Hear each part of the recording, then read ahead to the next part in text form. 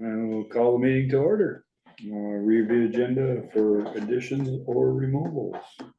Just one change. This was for executive session. I have it down for personnel. It's also for contracts as well, just to let you know.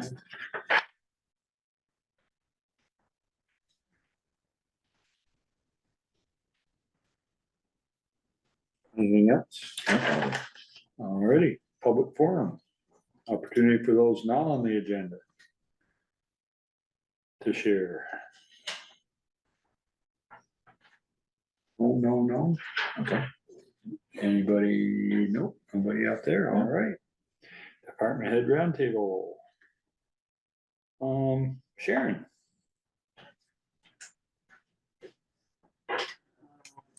I was gonna say, did you leave?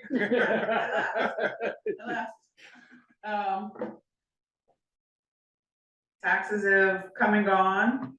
We have quite a few that are past due, but they're trickling in. Tax sales, the lawyers are preparing the letters to the 8 to 10 homeowners that are way behind, some as much as 6 years, so that's finally moving forward. We're getting new election software in a couple weeks. Oh, exciting. Yeah, Chris has already gotten the training. I have. spent all day Thursday doing it. Because he's never done it before, so. And then I have a renewal training Wednesday afternoon for it. So good, Sharon can call in sick on voting day. So will I. I don't think Sharon's ever called him. No. No, yes, she has, but not on voting day. Water bills are coming due, they're trickling in, so we're just taking it day by day. So we should be able to cover that $3 million. Yes, we can. Do you have a clue how much delinquencies we have right now? Around $500,000. But we're working on them. Anything I have else? people coming in and asking for agreements. As long as the agreements get it paid before the next one's due, you know? Yeah. That's better than nothing though, so Yeah. that's good. Mhm. Set? I'm all set. Anything to add, Chris? Submitted the final ARPA report last week. That's all done, so we shouldn't have to give the money back.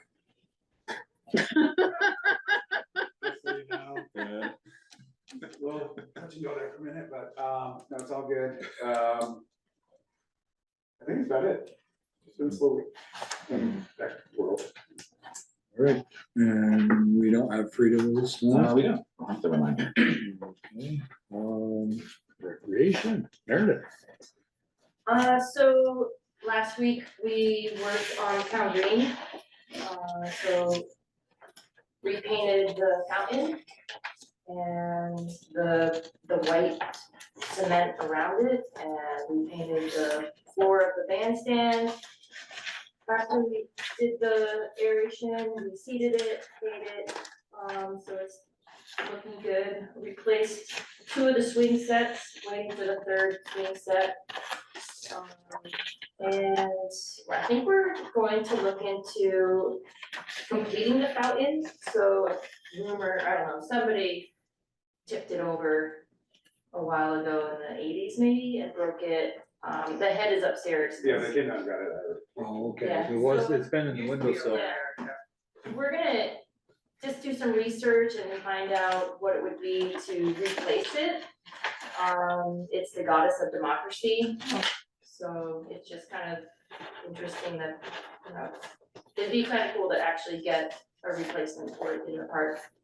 So we don't have to look at it Just bubbling over. bubbling over. I mean, it was really pretty. The water came out of the lion's mouth, the water came out of the vase that she was holding. So we're gonna do some research, find out how much it is.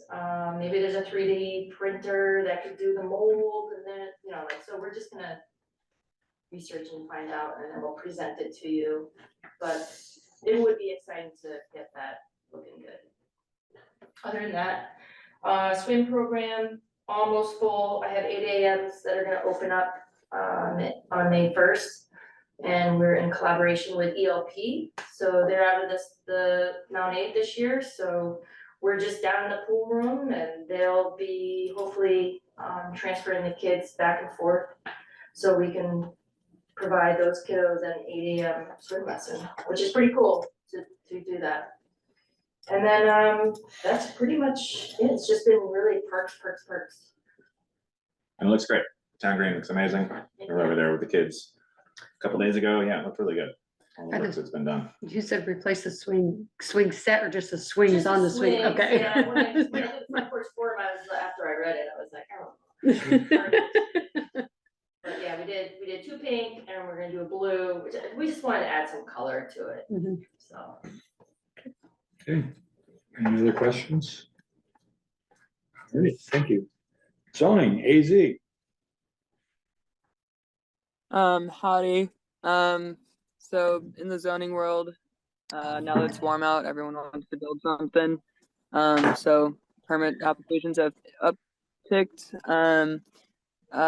Got the signed contract with CTI for the GIS mapping, and that project is already underway. Should have a preliminary web viewer available, hopefully end of May, for review. Some FEMA flood map work is going on in the background. I'll be going with the Regional Planning Commission to ask some questions about the maps and make sure that they're looking correct before they go on to preliminary. Working with the Planning Commission to prepare to start looking at the town plan. Yeah, a lot of moving pieces. Things are happening. Update with the GIS. I did talk with Susan at CTI, and after the GIS mapping is complete, we can move into working on a water line and tree GIS mapping project. Cool. So, yeah. And then That's you're my still update. working on the EV charger. Yes. Interim bylaw. Yep, making some revisions in this coming week, and then we'll be putting together a formal report, and hopefully having it ready for y'all by end of May for the process. Okay, Great. any questions for AZ? All right, we will move on. Thank you. Consent agenda. Park Memorial application request from Colleen Booger Wedge, Mount Abraham High School, class of 70. Consider rec department request for 2025 Human Power Parade, Saturday, May 10th. Park use application, Daniel Lyons Food Truck. Oh, yeah, Daniel Lyons Food Truck at Bartlett's Falls for June through September.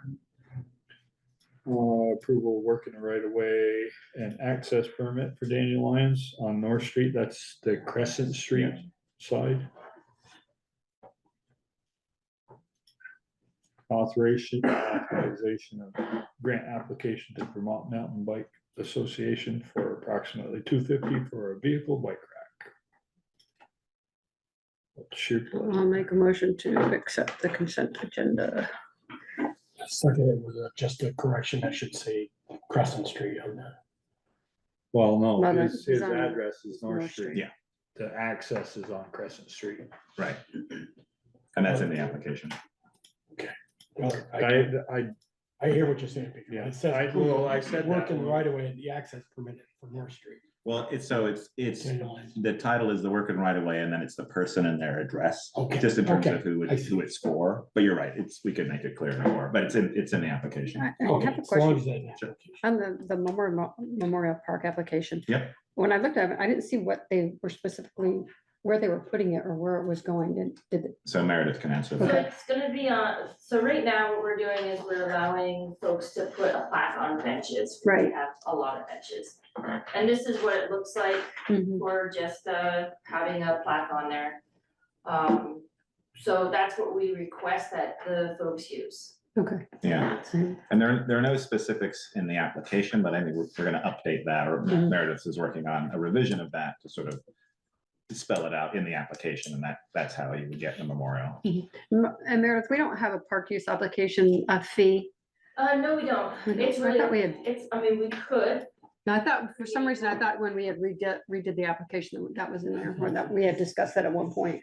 yeah, it's totally, I mean, honestly, it's really up to you folks. What an idea would be if we purchased all the plates, and then they would have to purchase them from us, so that we know that we have it unified Mhm. all on the benches, but we haven't gotten there yet, and these folks would like to put this on there. And then I sent Ian a new draft of the application, and you can find this actually on our website. Mhm. Yeah, so that was that, and then Human Power Parade is any change from last year in terms of No, the no. route? No change, the same. reason why there's a little hop on North Street, is because the group that usually comes, I don't know, they haven't confirmed, it's pretty gigantic and it doesn't fit Fit through that little alleyway. So usually we have extra volunteers, if they're here this year, that will help bring them around to the town green, much around town green, it's chalk time. They're right on the Okay, sidewalk. and that's on the screen now, just so people can see. And Bruce is all happy with the I route. was just gonna ask you. Yes, The link. Bruce, we changed it because at one point it was down Pine Street, and it's Right. garbage day, danger, and then it would cross over North Street to BES, danger, so we have simplified it. I remember that. Yeah, that looks like a good route. Yeah, we're finding we have more little legs, so Yeah. this route is much nicer than the others. Daniel, did we put the food truck last year up at Bartlett's? No, Who It did the was, food truck? I don't know if it was last year, the year before, Somebody did it. Bobcat did it, or an Okay, offshoot for of sure. Bobcat, yeah. Okay. Alright. So are you parking in that first parking lot? Is that the plan? that's, seems like the most logical spot. Okay. Is it that time on the agenda? Yeah, yeah. You're in our consent agenda. You had a schedule. Of course. Yeah, any questions about that? I don't. We just, I think in the past, we've required you to kind of police the area for Garbage. garbage, whatever, Yes. to make sure that your garbage isn't ending up in the. Mhm. Yeah, part of that was not just the area that's around you, but also sort of further up the Yeah. road, just because there isn't any waste receptacles up there. So Yeah, just be aware of that. I also drove up the road this past week and there doesn't really seem to be a spot where you would want to pull off and have it be safe. You know, because cars, it's Yeah. a pretty small, like slim margin between like where people park and the travel part of the road. Right, But in that first pull off, I don't know if you guys can visualize where that plaque Yeah. is Mhm. on the rock. Just if you're looking at it, looking up the road, just to the left of that. yeah, and then there's plenty of parking around there. And I think My that's where only the, concern would be they have to cross to go over there, but they have to cross to park over there anyway. If you're Not the saying first you part. go up to Lincoln, you're gonna pull over to the left. no, Right. Right. All right. Right. Do you know where the The plaque first one. is? Right, I know where the plaque is. Right there. that first pull off, Anything right? beyond that too. To the left. Just right in that When it's same. at the left, that's where I got the Yeah. left. Yeah. I do listen. Sorry. It's okay. We'll forgive you this time. This is your only forgiveness. Okay. Yeah, but I mean, there are 2 parking areas. Yeah. over There is. So, yeah, And my thought was to do it like if the weather was good for Do a we couple require hours. Insurance. I mean, Do we there's no require harm in like, insurance? putting So down make sure he has some that. dates, but then not making it some of them. Like I did this winter. It was like Sunday morning month, so you wouldn't go up. Exactly. Because you're planning to be there both Saturday and Sunday, right? Saturday or Sunday, I mean. You're I'll- not gonna do both days. No, I'll Okay. probably do it like maybe 5 to 10 times throughout the summer, Mhm. maybe like even less than 10. Mhm. Unless it's really like fun and good, then. Then you Good would be. I was just gonna ask, and I think we also will want insurance. I mean, I assume you're gonna have insurance coverage. Yep. You need it, I mean, No, I submitted it already for the last permit I applied for. Do I need to submit another COI? Well, cause I think you're at a different location, Right. so. That works. Yeah. Okay, Mhm. yeah, that's good. It held the Holly. Did it It's no, it's in specify? the town of Bristol was the holder of the certificate. But they didn't name a location because they didn't, then that's. It should be fine, it's also Oh. unexpired. Yeah, we can check Let's, that. we'll follow up with that. Okay. I have a copy of that in my email too. I'll check it out. Alright. What do you think about me, like if I was gonna be there and like from 11 to 1, something like that, like parking there at 9? I was gonna say you better park there before 11, but you won't get in there. Yeah, it's kind of like, it's all wild up there and people park all over the place. Like, Right. is there any concern about me taking up 2 spots right there? I mean, I think you're following the procedure of what you would do to park at that space to be able to do what you want to do. So you're doing everything correctly. Cool. People park all And over the before, place. I think before it was a truck and a trailer, so you're just a truck, so they took Yeah. 2 spots without having Yeah. a place to serve. Okay. Mhm. Yeah, I guess, you're gonna get a lot of people there, so I think that should be pretty successful. I think the Bobcat or their offshoot food truck, I think, did pretty well. Yep. And you said, I think you're doing it more times, so Right. hopefully you'll be able to catch a lot of that Yeah. traffic there. That's great. And what I requested that just an update, because I put in every Saturday and Sunday on their application. I would just like to, because that becomes public. Yep. So I don't want people looking on the website and be like, oh yeah, food trucks at Bartlett's. Yeah. And you're not there, so. I'm impressed how many people read the select board minutes. I'm finding out. Can I, if you issue that permit, can I always modify it in like July? Oh yeah, it's gonna be the same permit number, and we'll just Okay, adapt it. great, perfect. While we have you here, we're just approving the right of way. Now, I'm not sure, we talked about this before, but do they come to the select board? I don't remember us approving right of way. No, but for the access side. Access. Oh, the access side. Okay, that's what it was. All right, thank you. So yeah, we've got that in there as well. Obviously, we previously discussed that in the last meeting. And we have all the details and AZ got that updated. So we're just approving that as well. And then Meredith, you're back with a grant for your bike That's rack. for the van, yeah. And looks like, Those racks are about $350, so it'll be nice to add it into it. thanks, Dan. Thanks, Dan. So you've got no match needed and you've got 250. Is that the max that you can go for that grant and then you're With that using your, level, yeah. okay, and then you're using your own funds? Okay, for the rest. All righty. Any other questions? Hearing none, all those in favor of approving the consent agenda signify by saying aye. Hi. Opposed, nay. Motion carried. Thank you. Regular business. Interview. Thanks, Eric. Conservation Commission candidate, Thank you, Eric. Okay. and I'm gonna butcher the name, so I'm not even gonna try. Kieran Mulvaney. Darren. Good night. Thanks, Dan. Okay, coming up here. So we have, there are currently 2 vacant seats on the Conservation Commission. One runs till March 2027 and the other runs until 2029. Both Karen and Nikki have attended the last Conservation Commission meeting and were And they're coming back. very enthusiastically greeted by all there. I've heard good reports. So they sent in applications and they're here for an interview.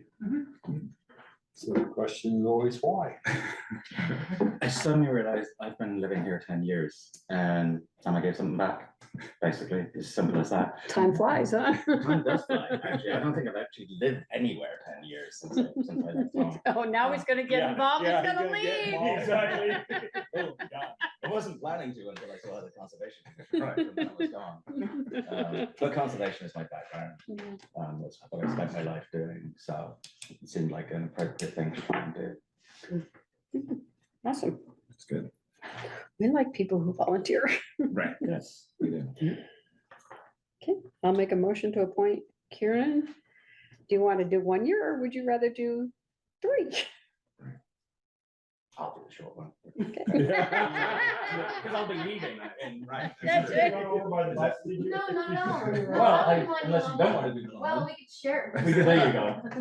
We can, yeah, we'll flip the coin Right in for the it. middle. There you go. Okay, I'll fill into the vacancy that runs through March 2027. Second. Further discussion?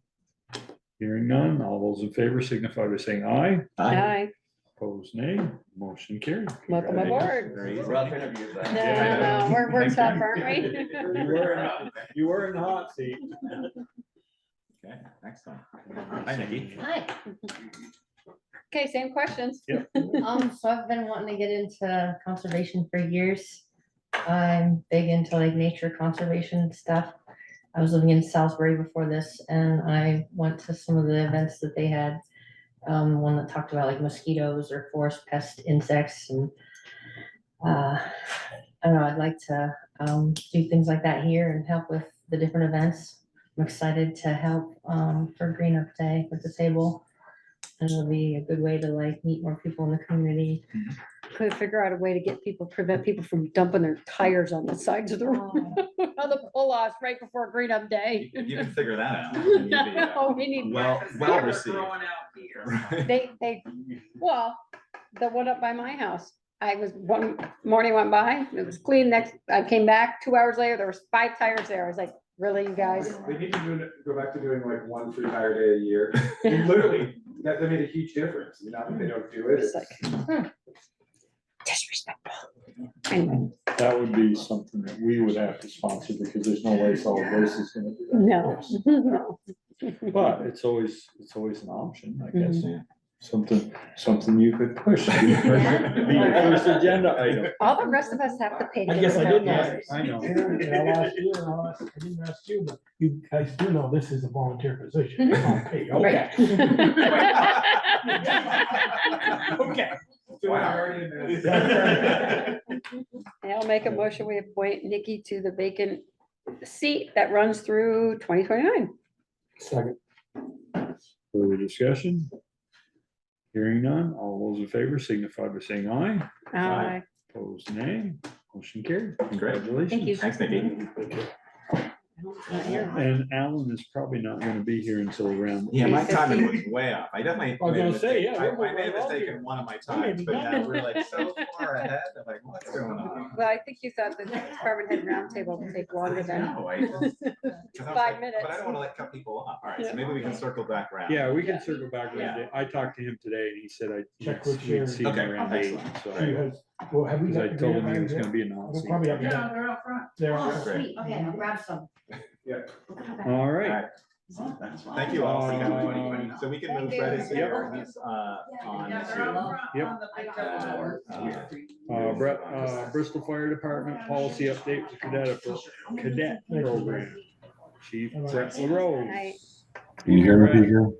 Yes, we Yep. can. He's sicker than all. Right. Apologies, I'm And he's not still well, attending. so I'm not coming on video. A little early here. I'm waiting for Mandy to come on. I know she's the next agenda item, but these two. Yeah, sorry, we're way ahead of the schedule. Sorry about that. But anyway, we can just We talk. can't talk about this. So, what was then what is now the cadet program for the Bristol Fire Department, which, by the way, we haven't had a cadet since prior to the pandemic. The age was 15 years old. And then when you all adopted some policies for the fire department in 2017, I suggested 16, only because I'm thinking of driving. But after having a conversation with Mandy Parks recently about the early learning program and some opportunities that may be on the horizon for not just the fire department, but for other town organizations, wanted to ask if the board would consider lowering that age limit to 15, which would align with what they're doing at the early learning program. They got a significant grant. Don't quote me on this. I think it was a couple $1 million. And obviously Mandy's going to speak about this a little bit more, but essentially I'm proposing that we lower the age of the cadet program to 15 and also change the name of the the cadet to junior firefighter to align with the National Volunteer Fire Council's junior firefighter program and all the materials they provide. So pending any questions from you all, that's essentially what I'm asking this evening, is essentially to, one, lower the age to 15, and two, I want to name to junior firefighter.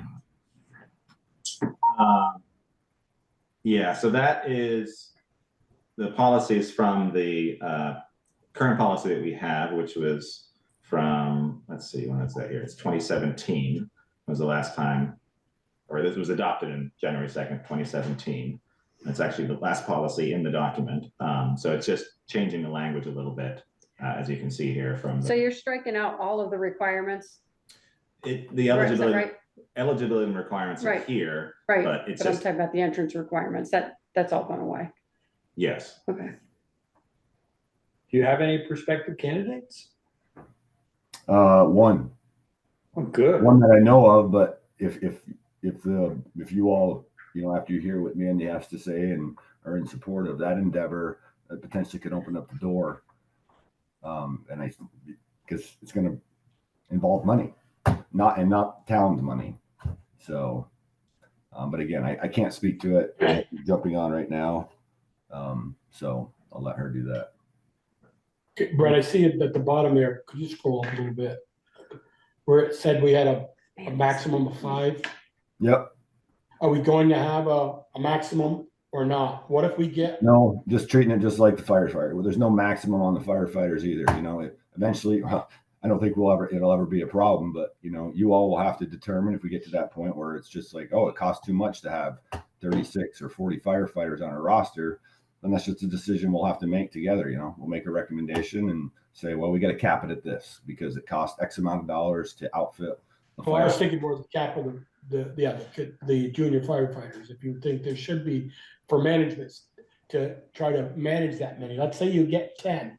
It's not a problem until it becomes a problem. Okay. That's a hell of an answer. I like that. That's a political answer. Not a problem until it becomes a problem. Yeah. It's like- Okay. Well, I'd entertain a motion to adopt the changes. So moved. Second. Motion is second. Further discussion? Hearing none. All those in favor signify by saying aye. Aye. Opposed, nay. Motion carried. All right. We are. So Mandy's here. Mandy's here. Oh, okay, Yeah. good. There she is. And I'll share this. Well, Mandy can probably detail. So do you want to read the next agenda item since we went through? Bristol Fire Department ELP partnership request from Brett LaRose. There we go. Amazing. So, Mandy, I heard I'm not you sure guys- when you jumped on, but I'm going to defer to her. So please, Mandy, take it away. The voice from beyond. You're blowing through the agenda. Yes, Right? they are. Yes. We are. Yes. Thank you for joining us much earlier than we predicted. No, That that's a, interim administrator, he just didn't calculate his time well. I'm happy because that means Yeah. we get to leave earlier. I'm looking at, I was looking at 10 Maybe. something and I'm Don't going. jinx us. Don't Well- worry, All right. Michelle. So give us a little bit of detail about, we're all familiar with the ELP, but maybe we need a little refresher. And then Yeah. obviously how this would dovetail in with the Bristol Fire Department. yeah, and maybe even broader too. I think, Yeah. yeah, Brett and I have talked about some of these aspects in the community for a little bit, but in review, yeah, the Expanded Learning Program is a MAUSD district program. We serve K through 8th graders. We do after school, summer and vacation camp. And we're kind of charged in the district to look at some of our gaps in learning, our gaps in social emotional learning, but also like we address science and the fact that we're performing low in comparison to the state, and math and English. So as part of our work and as part of our funding under the Agency of Education, we look to provide opportunities that are not only providing that childcare, but providing learning opportunities after school. Summer and vacation. And hot off the press, we just received notice that we were rewarded 2 highly competitive grants here in the state.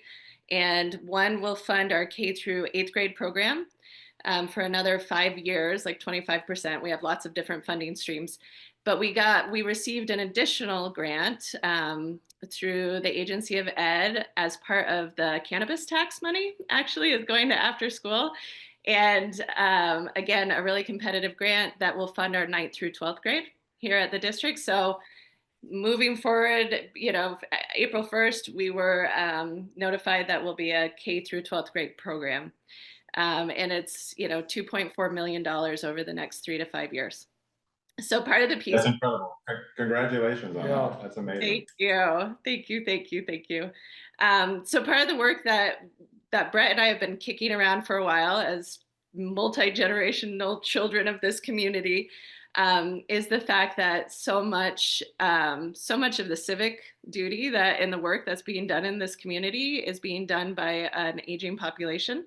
So my mom has brought that up a lot, that she is like the last of her kind among several other people who are volunteering and doing this work.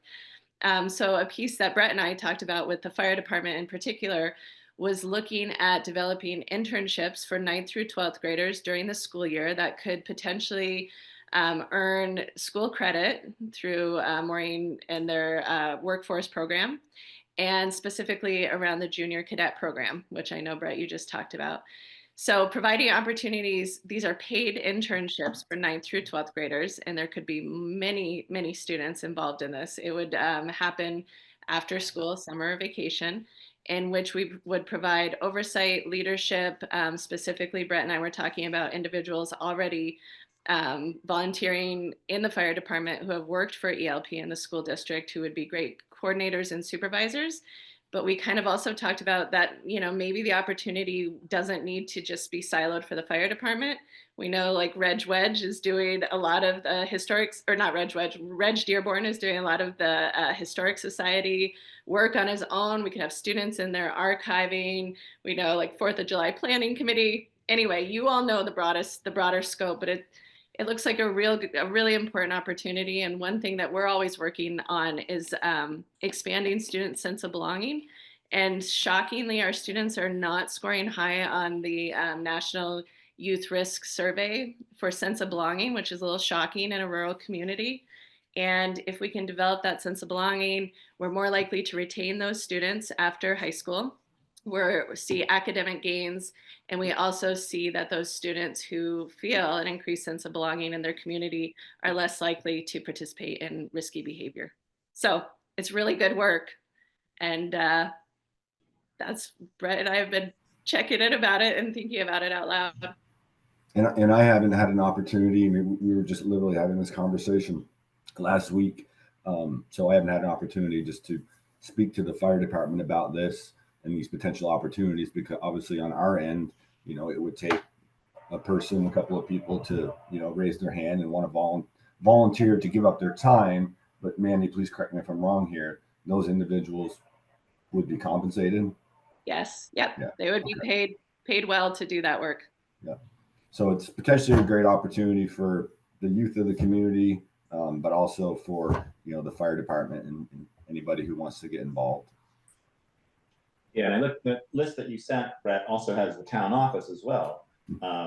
There was one which was provide administrative support, assist with document organization, help manage local communications. So I don't know if we want to look at that as well as a potential source of someone coming here to be able to learn. It'd be nice to have someone directly connected and learning about local government, which I think that's not a lot of people are doing that. And I'd also say there's also, I would suggest your list is Bristol Core, which is Bristol's downtown group. I think that would be a really interesting opportunity for students to sort of look at that and see that the work that that organization does, along with all the others on your list. Yeah. But yeah, this looks very exciting. It's really exciting. Okay. I guess I'll have a question, and maybe this is on the minds of some of the board members too, Mandy. Would these students, would they be covered under that program's liability? Mm-hmm. Yeah, because it's a district program, we carry insurance wherever we go. So okay. It's MAUSD insurance for our students. That's a great question. Excellent. Thank you. Yeah. Brett, I have a question. Yeah. Maybe back to Mandy's question on the insurances. So they would kind of be like when we had a cadet program, they would come and do how would I put it, non-functional fire stuff, like obviously they can't go into a building, they can't do that type of stuff, can't ride It the would be, truck. it would be just like before, and as noted in the policy, you know, we're bound to It's so long follow since we had one, I forgot. child Honestly. labor laws. So yes, we certainly put young people, you know, depending on their age, because whether they're 15, 16, or 17, they're allowed to do different things. You know, but like as one example, you know, for any of those categories, one thing they cannot do is stand in a roadway. That makes sense. So, you know, they wouldn't be directing traffic, which we do a lot of, or spend time on the road, which we do a lot of. So what exactly are you looking from us? Just a blessing to be able to move forward? I mean, from my perspective, I mean, you've already blessed what I was looking for this evening, but you know, what Mandy is brought forward in this opportunity, I think it's a wonderful opportunity, something we potentially could capitalize on. You know, I try to be realistic about this stuff. Am I going to get inundated with young people who want to, or going to all of a sudden express interest in the fire department? Who knows? But if we don't go out there and take a chance, you know, how will we ever know? And I think this is an amazing opportunity. And if a little financial incentive always goes a long way. Mhm. Yeah. Yep. Yeah, sure does. And there's some talk of bringing the essentials class back to school as well. Really? In some, Well, that would in be some great. manner. I don't know if it's here or if it's vocational center or what, but I So mean, we are, it certainly. Bristol is, we are no different than any other small town fire department across this country. You know, we are an aging department. You know, I think I have 2 firefighters in their 20s, you know, and everybody else is well on in their years. Good way to put it. You're being very nice. That's a very, very polite way of putting that. I would have just said older, but I like. Older than 20, yeah. Older than 20. I can live with older than 20. So yeah, just looking for I think, your approval, your blessing on, you know, that you think this is a good idea for both the town and for the early learning program. well, I know, you know, just looking back, when they did have the essentials in school and we had cadets, they went through that class and we gained good firefighters out of that course. And a lot of them haven't left the fire service, even though they've left Bristol. So I think in my eyes, it's a good way to keep kids involved in their community. Mm-hmm. It also exposes them to stuff they wouldn't normally be exposed to, or wouldn't get a chance to be exposed to. Absolutely. And whether it's the fire department or the clerical work at the town offices, or who knows, maybe even Eric needs some help out on the road crew. But It's not in the road. I think it's all whenever you can expose young people to new opportunities. Otherwise, they only know what they know. So. Yep. Nice job, great job. Well, I would like to say thanks to Mandy for coming forward with this idea. So I think it's going to be a wonderful partnership. So thank you, Mandy. Yeah, absolutely. We're excited. Mhm. Congrats. We want a motion to bless this. Yes, please. I don't know exactly how to do you word want it. me to say that? That's why I was asking what are you looking for from us? I mean, what do you need in order to make this move forward? Well, this is great. The baseline partnership with the fire department is really vital. I think opportunities for us to maybe just brainstorm and creative thinking that you all have. You know, these are the needs. These are areas that students would benefit and we would benefit. I mean, there needs to be reciprocity on both sides of that. So, I mean, we can take this as far as anyone wants to go. A motion for a partnership between the town and ELP? There you go. Yes. So moved. A second. All right, I have a motion and a second to form a partnership between the town of Bristol and the ELP program at Mount Abe. Further discussion? Hearing none, all those. I guess I do have one to ask a question, Peter. So even though Bristol Rescue is not part of the town of Bristol because they're a private entity, you could talk with them. Oh, yeah. Yeah. Or- I don't okay. think this just limits it to the town. Okay, no, we just at the town, okay. Yeah, anything and everything that we can get the kids involved with. And obviously, like Brett was saying, we have labor laws, we know all those pieces. And we would just build those partnership languages together. Like this would make sense, this would work for your program, this would benefit the students, and we can do that with each organization. Mandy, I know one of the big things when we had the cadet program was Brett was always very adamant with the cadets that your schooling comes first. You don't leave when, you hear the fire trucks going off in the middle of the day, you don't leave school. And I think that would be something that we'd still very much want to, their education comes first before. That's actually in line with some of the labor laws. They're not allowed to leave school for. Yeah, okay. But yeah, certainly, what you remember from that program is certainly what, will continue. And I guess one thing I should put out there, I can see us having two types of cadets, juniors, because you're going to have those through the early learning program, but we may have others who come in through the traditional route. They're not affiliated with the early learning program. So those cadets, juniors, I get used to saying that, would, fall under the town's insurance like they did previously. Make sense? Does that make sense? You know what I'm saying? Yep. I'm sorry. I have a temperature of 103 right now. My wife just took it before this meeting, so. Well, you go to, Get off get this up. meeting, Brett. yeah, go to bed. All right, let's go. All right, Okay, so I have a motion and a second. Any further discussion? Hearing none. All those in favor signify by saying aye. Aye. Opposed, nay. Motion carried. thank you, Mandy. Thank you, Brett. Thank you. Hope you feel better, Thank you Brett. so much. We'll be in touch. Okay. Thanks. We Jill's can here, do the so- minutes. Well, you can do Jill's here. But if we get, is that gonna be, That's gonna be lengthy. it's gonna be more than 15 minutes. We're here now. We could also, we have, Okay, well, let's do the minutes. I make a motion, we approve all the minutes with my changes. Second, I didn't know the changes, but second.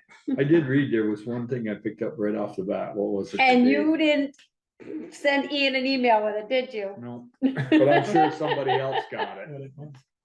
It was either the date or something. Oh, It I was didn't something catch minor. dates. It was right in the first two Confused with lines. that okay. Base camp thing, I get, Who said, like the did we- base camp. Did we like it? Don't we like? Did we get a it? second on I second. that? Okay. Oh, yeah, I second. All those in favor of approving the minutes? All Aye. right, Are we Opposed? about done now? Are we caught Motion Stay up? close. Yeah. Don't worry, there's more to come. Well, I saw 2022, I'm like, Oh, I am we're not going gonna- way back I'm in like, I'm time. not gonna remember what happened in All right, we'll 2022. That's good. do, That's the the warrant. Warrant want to make a motion on is, that one, Michelle? no, the warrant is $2,984,214.73, and that includes the tax bill for the Oh, school. good. Yeah. Of 2.92. Please highlight that. And any liquor licenses or? Yes. Okay, go for it. We have a liquor license, first class request from Mini Factory. They did not at this time apply for the outside consumption, but That's the Last cafe, year- right? That's the Correct. cafe. yeah. That's where the Bristol Bakery. And we had conditions last time for them to be outside, which I think we should, even though they didn't apply for the outside consumption one, they also put it on the first class one when I put it out last year. Okay. Liquor control did, so it's just making sure they're not hogging the sidewalk and leave space for people to walk by. Stay in your lane. I think They that have plenty of would be space. the maximum you can have is half of the cemented sidewalk, not with the brick, not from the curb to the wall. Well, but, I mean, if you look at the sidewalk, it works. I mean, There's when I two- talked to her two- last year, when she had the there's- barricades out, there's two sets of sidewalk. Right, Yeah. Yep, two you paths. just get one of them. Line, that's. It's a You get panel. one of them. yeah. Yeah, one And we panel got- deep. Yeah, and we also make sure that, she brings all the chairs and stuff inside, so that in the wintertime, they're not in the way when we're Yeah. plowing. Okay. As of November 1st. Yeah, we only allow them to be on the sidewalk between May and October. Okay. And that's November first. And is that Is the that the only only one? one? It's the only one I have. All right. No tobacco. We get a motion No for that? tobacco. Sure, I'll make a motion to Second. approve. Okay, I want to get it out of my Yeah, mouth. All those in favor, signify by saying aye. Aye. Opposed, nay. I Motion haven't heard carried. Ian say, oh, yeah. No, it's not. Okay. Alan, come on up. Okay. We are way ahead of schedule. We've got half the agenda done beyond you. We've been waiting for you to show up, then we're going home. Good. Okay. We don't lose. Interview consideration for Development Review Board candidate Alan Wilson to fill a vacant seat that runs through March of 2028. I know you attended the meeting, I did. or meetings, maybe more than one. Yeah. I went to one about a year ago and then, You must have gone to one recently, didn't you? Yeah. Okay, I Last- was gonna say, last week. because Kevin told me you were there. last week, Yeah. week before, Mhm. something like that. Mhm. Why do you wanna? And you weren't I guess running the why do other you way. wanna- You've gone to a meeting, why do you wanna put yourself through that? Yeah, because I have the Perfect. time, I have the time now. Okay, And, you know, I haven't done any volunteer work for the town in a number of years. okay. And, you know, yeah, I guess it's time. Make a motion. already Somebody- answered all these questions for me earlier. Somebody's gotta- And somebody's gotta do it. you've talked to AZ, had a discussion with them, I know. Right? Yes. Yes. Mhm. I make a so- motion, we And bill. they approved, they thought you would make a good candidate, so. Yeah, maybe what. Make a motion that have Alan till March of 2028. Second.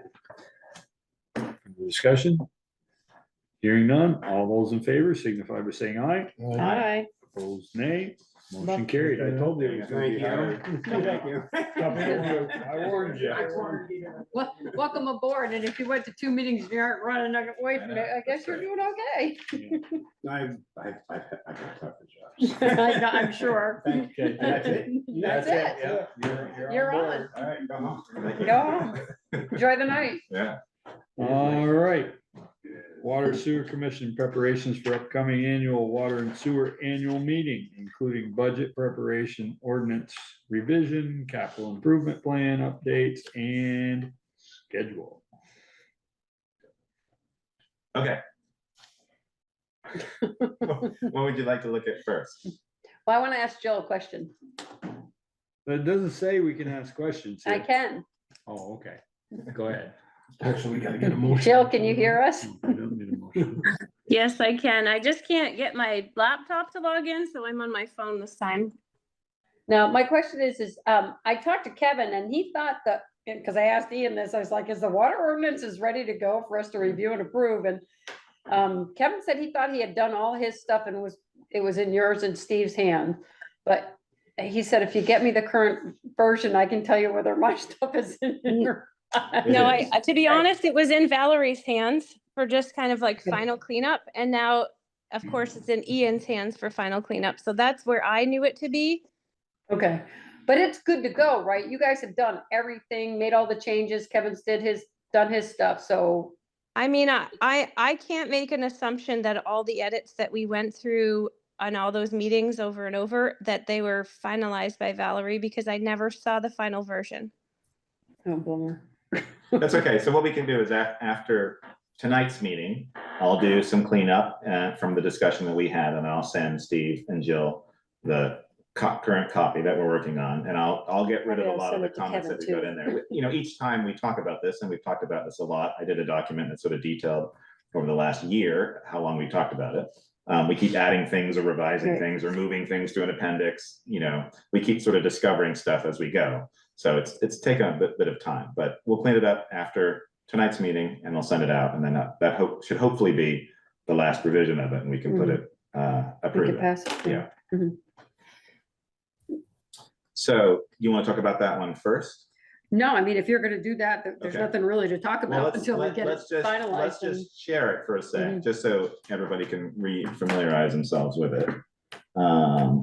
It's been 6 months or years since I've seen it. It's been a while. So I did create a document, which was in the bunch of documents that I sent, which was sort of like the timeline and it was taken from all the minutes, meeting minutes, just to sort of show us where we were at. So looking through, and I had to sort of re-familiarize myself as well. We added in appendixes for easement and quitclaim. We have that form. We've got the new owner form, which is sort of transfer. That was a new one. Right. And then we have sort of appendix F for all the miscellaneous forms. The easement got in there, right? Did that Correct, draft it's in there. easement? So, but I just need you to look at it Yep. to see Mhm. that it's correct. Right, There is right. language in there, but it might need to be removed because you would put your own language in there. Mhm. I didn't know if it was used in an example. Yeah, I mean, we could just say this is an example and leave Right. that, all that Okay. language in there. Yeah, I Doesn't didn't mean know it's how gonna much be needed to be in exact. Yeah, there. no, that's fine. So, not a huge amount of changes. We were doing things like just simple stuff like the name of the water system, updating things through that. And various things here. I mean, this is the document that I sent out has all these Mhm. changes in and the highlights. But it's pretty well there. It was just sort of the appendix pieces. So we've got, this was one of the questions in terms of Kevin. Well, I think he's looked at this, and I looked back at the changes that he submitted a number of months ago, and those are all in there, the language that he had in the document that he submitted. And that's in here. It may make sense to point that out to him again and say, Yes. is this okay? Yeah. Because he may have missed it. No, I you know. and he No, was- it's whatever because he was we've doing, done yeah. a lot of revisions and a lot of Right. changes, and it is a difficult thing to keep track of everything that we talk about at the meeting. This one, so originally it was we were talking about creating a new application, but then we were going to put it into the actual application itself, and that was Yeah. done. This was the transfer of water service. So we added this in here, and then The new there's an appendix service E, one. which and I'll show that Mhm. in a bit. The construction specifications, see appendix C has all the details and the latest ones from. Jill's back. Yeah, no, I know. Oh, did you? Yeah, Okay, I wasn't sure if you saw it on here. Jill was out here. She's back. Hang on, let me make sure she's the co-host. Oh no, she's the co-host. Okay. So that we broke that out, and we have the latest updates from Steve for those specifications. Are those the pictures? Correct. The different pictures, yeah. So this was, I think, this was in There's the a- easement yeah. easement document. We have that language. And this will need quite a little tied up in terms of the formatting. This was British source document, put a link in this in appendix E. Okay, I'll have to double check with that.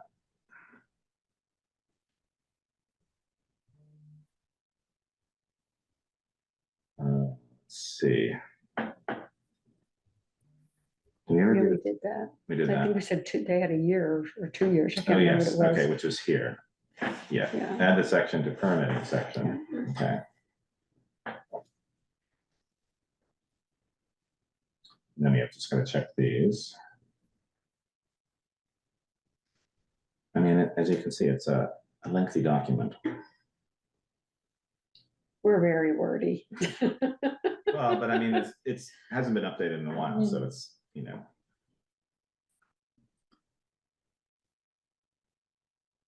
The private hydrants, I couldn't find anything in his document about that. Maybe I need to look again. Or ask him, because maybe he yeah. didn't get in there. Okay. Where would there be private hydrants? The one on Francis Drive. Francis Drive. Oh, that's gonna be ours now. Yeah. Who says? Well, the owner. Oh, well, the Well, owner that's right. could say all he One of wants, the but three owners, though. One of the three owners. The property. I don't think it's 3 owners. I think it was just one. Just him, yeah. Yeah, I think he Just paid to put Kevin. it all in. It's all. Not what read the document from 84. Full world, Tom Busco. You're talking did to it. Kevin LaRose? Yeah. Kevin says his deed says he owns it. Right. On his land. The hydrant's on his land. But that's the end of the line. From there, it services. He owns the main. Yeah, he told me he wants to give it. And he wants it, he wants gone. He doesn't want to own it. Good. Solve that problem. Yeah. Done. Okay. His deed says he owns the main. Okay. And we want, and is he? We he's should okay make with sure that we giving us should the name? confirm Yeah, with that okay. before we start taking over stuff. But let's make sure he Yeah. does own it. And that's part of this, the Yeah. whole bigger discussion too. So the hydrants, what's this one here? It's kind of like the school. So the only street other thing. hydrant that's on private property would be the one at Lathrop's Mill. Right. Is that private? Well, the meter is up. That's the, isn't that the meter There's pit they one had a in the problem mill. with? They used to use it, they used to use the water off of the hydrant, so we put the meter is back out on the road, there's a meter Right. pit. But the hydrant's on the property, in the middle of the Correct. property. And it's metered. Yeah. So I would say that would lead me to believe that is It's private. Yeah. And I think that was one we should have a discussion with to see if the hydrant, if they still want a hydrant there, or, Right. I mean, I think I can't You imagine they were- want to give it up. it depends on whether they want it or not. It makes a difference in how the design is when we do that, correct, Steve? Is Steve on? Right. Yes. Yeah, and Peter, I think the other thing to add to that is it's in the town's asset inventory. I didn't put that together. I don't know who put that together, but it's in the town's asset inventory as the town owning that up to the hydrant. That doesn't mean anything because listen, anyway, legally, that's what you guys believe you want to do. That's a whole nother wrinkle in this is all I'm trying to add. Yeah. Yeah, so I mean, there may be some research that has to be done to figure out. Well, I Who know really owns that one, too? the reason it's metered in the street is because they were using the hydrant for something. I think wetting logs. in there. Wetting the Yeah. logs down, yeah.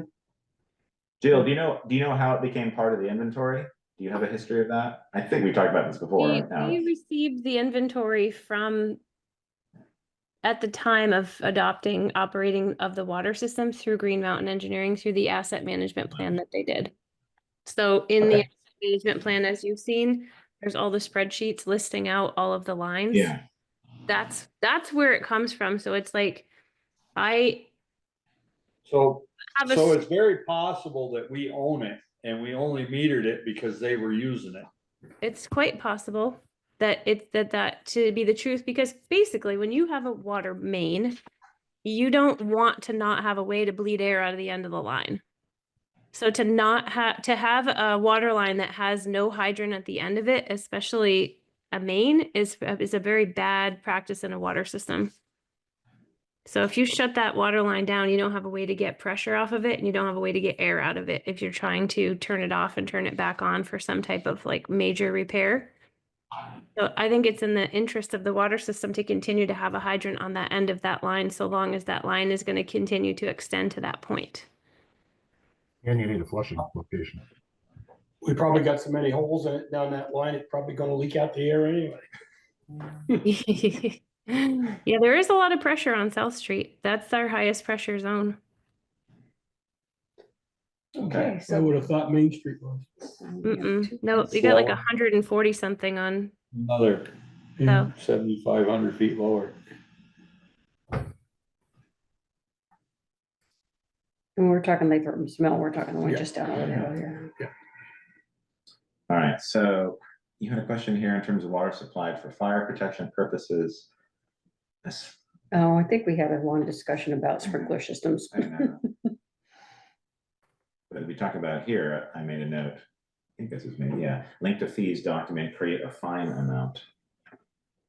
You have that in there, I'll have to take a look.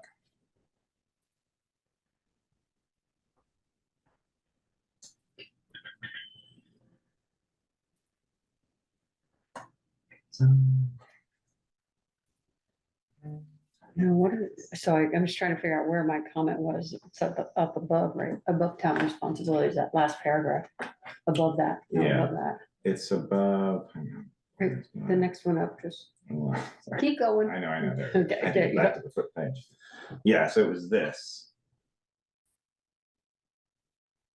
When water supplied for That's- fire protection purposes found to be used for other than fire protection purposes, the water will be shut off by the town until the offenders give reasonable assurance. That the offense is How not- about the offenders pay the fine? Yeah, that reading and all that writing, that was interesting. Okay. Yeah, I don't know if we talked about this. I know we were talking about billing when they have a fire and using the water sprinklers, and we said, no, we don't usually Yeah, do that that, that was- doesn't happen. Yeah, so- sprinkler but this system, was something standby different. water fee, Mhm. and we have it as pending. Look for Mhm. examples in Middlebury. Middlebury doesn't charge a water fee for our sprinkler system. Oh, really? No, Okay. the Gens doesn't either. Right. We have it in both and we don't get charged. The meter's not on that side of it. Okay. Okay, let's see what else. Traveling down. Yeah, I would think that would be a slippery slope, because then if you, Bob Patterson told me, says you can't charge. like the other day, we, Okay, so that's instead all of that. drafting from the river, we took water out of the water system for a fire. Right. Yeah, no, I wasn't thinking that we would charge. I wonder, I asked that question because I wasn't sure if they ever got charged, for the water. I mean, if they're metered, if it was metered, but they're on a separate, it's on a separate line The than they're meter is, metered. no, the meter is usually after After the the- hydrant connection, or the sprinkler connection. Yeah, All he's so right. then our He's different right. appendixes, yeah, okay. The only one that I could, does the high school have a fire suppression system? Because they're the only ones I could think of where, No, they don't have a Okay. sprinkler system. Really? okay, then I But they can't got think of a single They got one. Pool is filled with a meter though. Yeah, it's a, Mhm. yeah, it's a Their water 3 amp system going in. out. Yeah, it's a 3 to 2 there. Okay. All the water that goes in there is metered. Right, every bit of water goes in the pools. And they run it every other day. They put water in there every other day, just milk. Wow. And sometimes I forget to shut it off, so when you go in there, the water's like, you feel like you're out in the ocean. And they drain it. One of those infinity pools. Wow. This is the appendix D. This is our template for water lines outside the public Yep. road right away. So is this okay as it Yep. is? Okay. Yeah, I mean, it's just a Because it would- sample, It would so- be because this things language may, here, is yeah, that that could, correct? Okay, that could change, right, right, but that's the example. depending Okay. on, where the water line is and what it is. Okay, and then we have this is the new owner form, which is just based on Middlebury's. yeah, and it's just, as you see, it's very simple. And it would just be very helpful for Yeah, Sharon if she got the right information and not the Well, guess. Can they call in and we can write the information down? Sure. Or- Sure.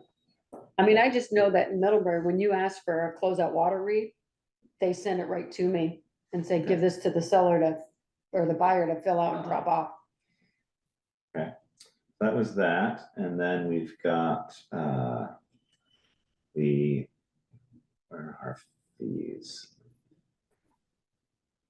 Yeah, and the fees are the updated ones. We had the two versions that were before December and after with the new units, and now the revised version just has the new units going forward.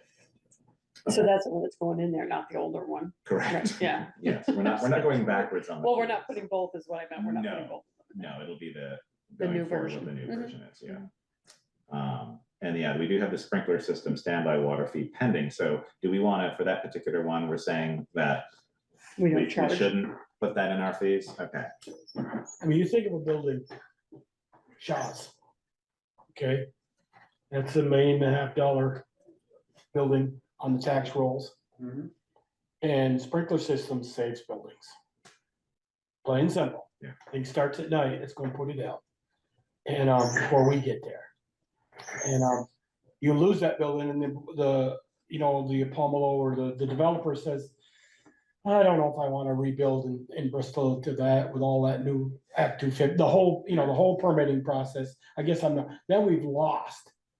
To try to get a few $100s of sprinkler money, water money, we've lost possibly something off the grand list of a couple $1 million, possibly.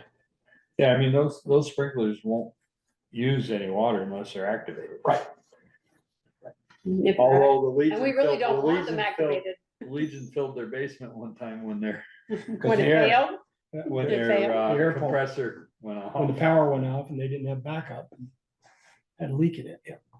So this is the fees that we currently have. This is our new rate structure. And then we had a comment at the bottom here. I just deleted the sprinkler system information. We've got better definition here. This is me writing this, but I don't remember the surcharge, failure to provide. Oh, this is access. Oh, that's access, right, yeah. yes. They won't let us get in to Right, read the. so better definite, what do we want in terms of? Is it just in terms of what, well, I mean, we've got the failure to provide access. Well, I thought Kevin had done, you should check, because I thought Kevin had put something in there about the town has a right to access for Okay. Vermont statute or something or other like that, Alright. and maybe you just refer to that section. Okay. Has there been any pushback from the new billing process? No, No, we've had a few errors that we've corrected, but But for the most It's part, working better? everybody's, I mean, the average user has actually seen A drop. either a drop or a steady, and they understand their water bill. Mhm, That's the big one. They're like, oh, that's why I'm paying what I'm paying. mhm. Yeah, I mean, from what I've heard being here, people come in and they say, I have a question about the water, so then I tense up, I'm listening, okay, but usually it's just sort of understanding. Yeah. And it's just like, well, these changes were made, Chris is really good at sort of explaining the changes that were done, and it's complicated from what we were doing before versus what we're well, doing before now. we couldn't even. No, I know. explain I didn't it. even have it. I know. I think There you should be able to there explain is- your own system. And I think, yeah, most people have always left, like, they understood why, and I've never heard it where there was pushback in terms of complaining, like, I'm not gonna pay that. I think, yeah, so I think it's overall been very positive. So I would check those, see, it says section, what does it say, section 2.13, 2.14, I would just check those sections to see Okay. what. Okay. All right, So what is on that with the reading, you can't get in? What is okay, somebody just refused to let you in, change the meter, or it's not reading, dead meter. They're that's what we gonna have get a to, fine on their bill. Right. That's what that, yeah. that The that's- charge- fine, I want the fine to be, okay, we've No, exhausted all things, and it's the middle of July, guess what? Get the wrench out and turn them off. 10 times, 20 times, what is our go-to number that said, I we've know. been 20 times trying to get you a new meter, and they know they're losing, they know they're using water up there, and they're going, I'm getting a bargain at the rate they're charging me, because I know I'm using, I got a leak downstairs or whatever, and Right. I don't know, we've always been very hesitant in terms of the absolute shutting off. of Green Mountain someone's Power, water, turn your power off, you don't pay your light bill. Why are we that's a giving, utility.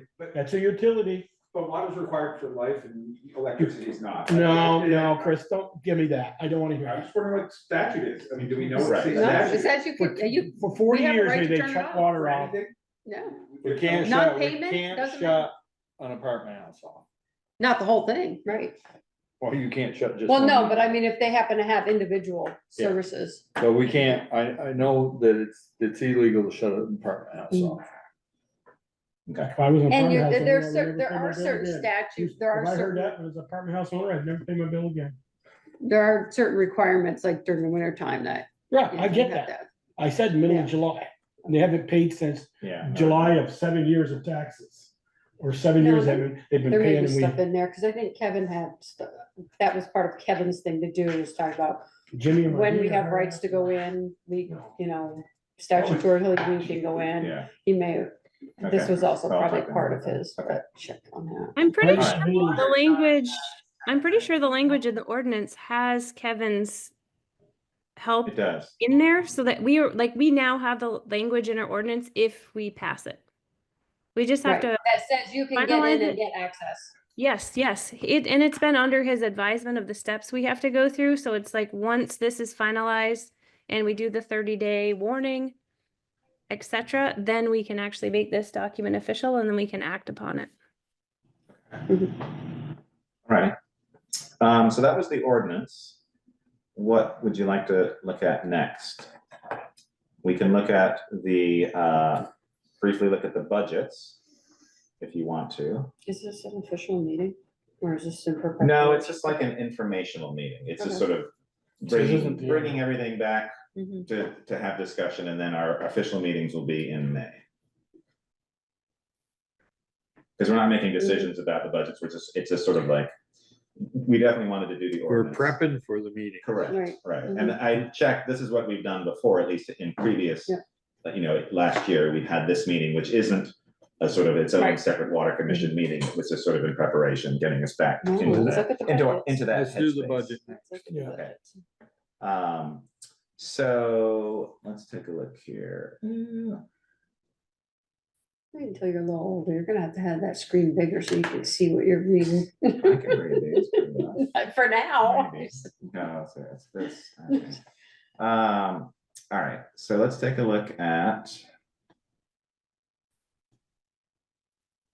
All right, this is the. You better make it bigger for us. Oh, sorry. Hang on, if I can, there we go. That's better. Okay, there, is that how big you want? See, So now this you is- can see. This it. is the approved water budget for 2025. Which would take effect July 1 this year. No, No, this is the one we're Oh, currently that's the one we're in. that's right. Okay. Yeah, it's confusing. Once It we is very confusing. synchronize everything together, it's gonna be easier. Because we'll be working on this budget again. We're gonna work on this budget next month. And then we're gonna work on it again starting October and November. For the 26, 27. Yeah. Okay.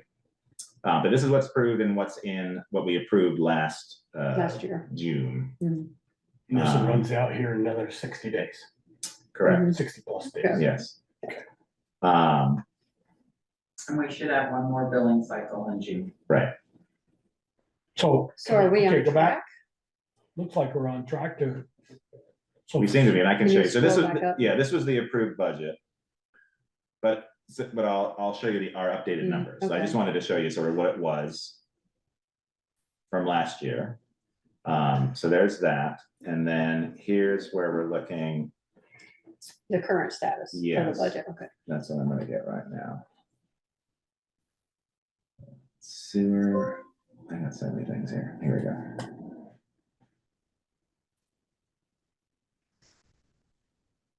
would it be possible to get, okay. What? I mean, you jump from one to one and I can't, I'd like to have seen it on a piece of paper. Well, this is just giving us the current, so Yeah. we still have what the budget is for this year. Now it's Yeah. just giving us. That was where we're what at. we approved, and then this is where our actuals are, because that was the older one. So that's 3 readings right there, Sharon, 301,000. Correct. Should be, yes. 288. Yeah. Yeah. Yeah, it should be September, December and Oh, I March. was looking at total, And right, we'll do okay. one more read and Will we get the sugar revenue before the end of our, we already got oh, it. you did? Is it not shown there? No, it's not up on there. Okay, then we need to move it in there. Okay. He did come in and pay, it was Great. like, I don't remember how much it was, but I think it was over. More than 500. 875. I believe so. He had a good year. He did. So obviously the water salaries, we haven't paid a lot out. So I don't know. We moved all of that out, Okay, is what we discussed. I was gonna say, I thought we took it out of all of this We're no out longer there. doing that like 2% of water and all Yeah, that stuff great, we did okay. before. so this will change in the update. Yeah, it should be zeroed out. So I understand why we did it. And I agree with why we did it. But this is a separate Entity. entity. Right. So do we just have a line item? And We pull should it just out have a and pull line it out of item. the general fund? You could do an administrative line cost, an administrative cost that they then pay back to the town of Bristol, to the whole town. For their services, instead of trying to do percentages and all. that. No, I don't wanna do percentages, but I'm That's asking. doing like a flat, Yeah. flat number, it's not a bad idea. Okay. So we can revise this. Yeah. And then start to put that in there. Cost of doing business. Well, you know, it is Administrative something, cost of but we doing. definitely Somebody has to do it, Right. and being it's an enterprise fund, they should be paying for what they're getting. I mean, in all reality, just looking at that, I mean, what are we looking at? Probably do like 6-8 grand a year kind of flat line. Well, we budgeted, Oh, what? 19. Oh, 19. yeah, I was thinking that same thing, Chris, maybe that's why I was, $10 a curb stop. yeah, that's For a what customer. I don't know why it was that And high. that'd be $7,000. There's a reason. They were taking part of my salary and part of Valerie's. Right, so maybe that's what it is, the combined Yeah, two. yeah, even though she did some of this, but the day-to-day, You do. Right, Mhm. I do. Yeah. And the bills. Yeah, so let's just, we need to figure out what we think. We just that- need a fair number. yeah, that's let's right. just come Yeah, up with a I think the number. 2,700 you have billed there is roughly 1/4. I think. Okay. Not doing that. Okay, Yeah, we can look so at that. it's 3, 6, 9, 12. 10, So- 12. Mhm. Right, and I don't I- know, I mean, do you, My idea, you guys, was $5 a customer per quarter. That's $20 a year that's 14,000 if we get 700 customers.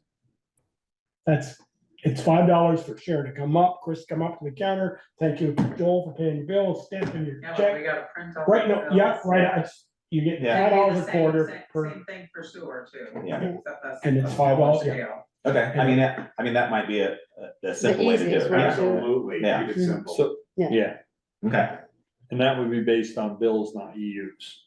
Right, right, not bills on. number of right. users. We're gonna pay a Mount bill versus the Still trailer gonna be park, $5. somebody, a little widow in her trailer, it's the same $5 to process that account. okay. And run it down to the bank, and, yeah. Okay. God, our electricity's high. Yeah. So we can say because we were updating our other budgets to sort of compartmentalize them or categorize them a little bit, I sort of did that with this, and we'll do it further now that we're sort of working on the personnel side, so that'll be making it even cleaner. The Lincoln property tax, didn't that go up? Didn't we have a reappraisal? This is what we've been, We did, but it's. Still in we- current Still use. within we're still in $500? current use. Oh, Still in current use. Yeah, it went up a little, but not a lot. Mhm. yeah, electricity's high, and we. Yeah, we spent a lot of money down at the. Yeah, Is the sun not shining enough? I guess not for the amount of solar that we have Yeah, connected to it. and the water house does take a lot of solar plus a lot of regular electricity. Yeah.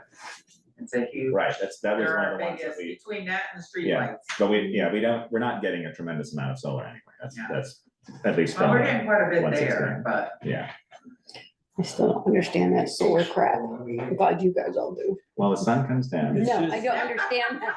Don't understand the charges and why we pay them. Prorated, yeah, Right. You're not, you're paying for the power, but what you're paying for the power is paying for the infrastructure. Yeah, Essentially, I just roll my eyes. everything that the 116 produces goes to the town. And Right, then our agreement is that we only have 9% or 10% of whatever it was. And so that's what we pay the rest, but essentially everything is coming to us as a town. If we owned it, it'd be great, because that we'd get 100% of it, but we don't, we only get the 10%. That yeah, was- if that you was made the more deal. than what you needed, then we get credits. But I mean, anything that we build, any new we building. won't ever get to that point. Well, any new building that we build, for example, a public works building, you'd wanna put as much solar as you can with the highest rated panels on that roof to be able to capture as much, and hopefully, easily take care of that building and offset some of these costs, because we will always have these. And we don't really have any options to put solar anywhere else unless we have land and do that, but. I had a whole landfill, and let somebody else put solar. It's true. But it's an expensive project. It is, Oh, it's, yeah, sure is. that's, Yeah, Even the small ones are expensive, so.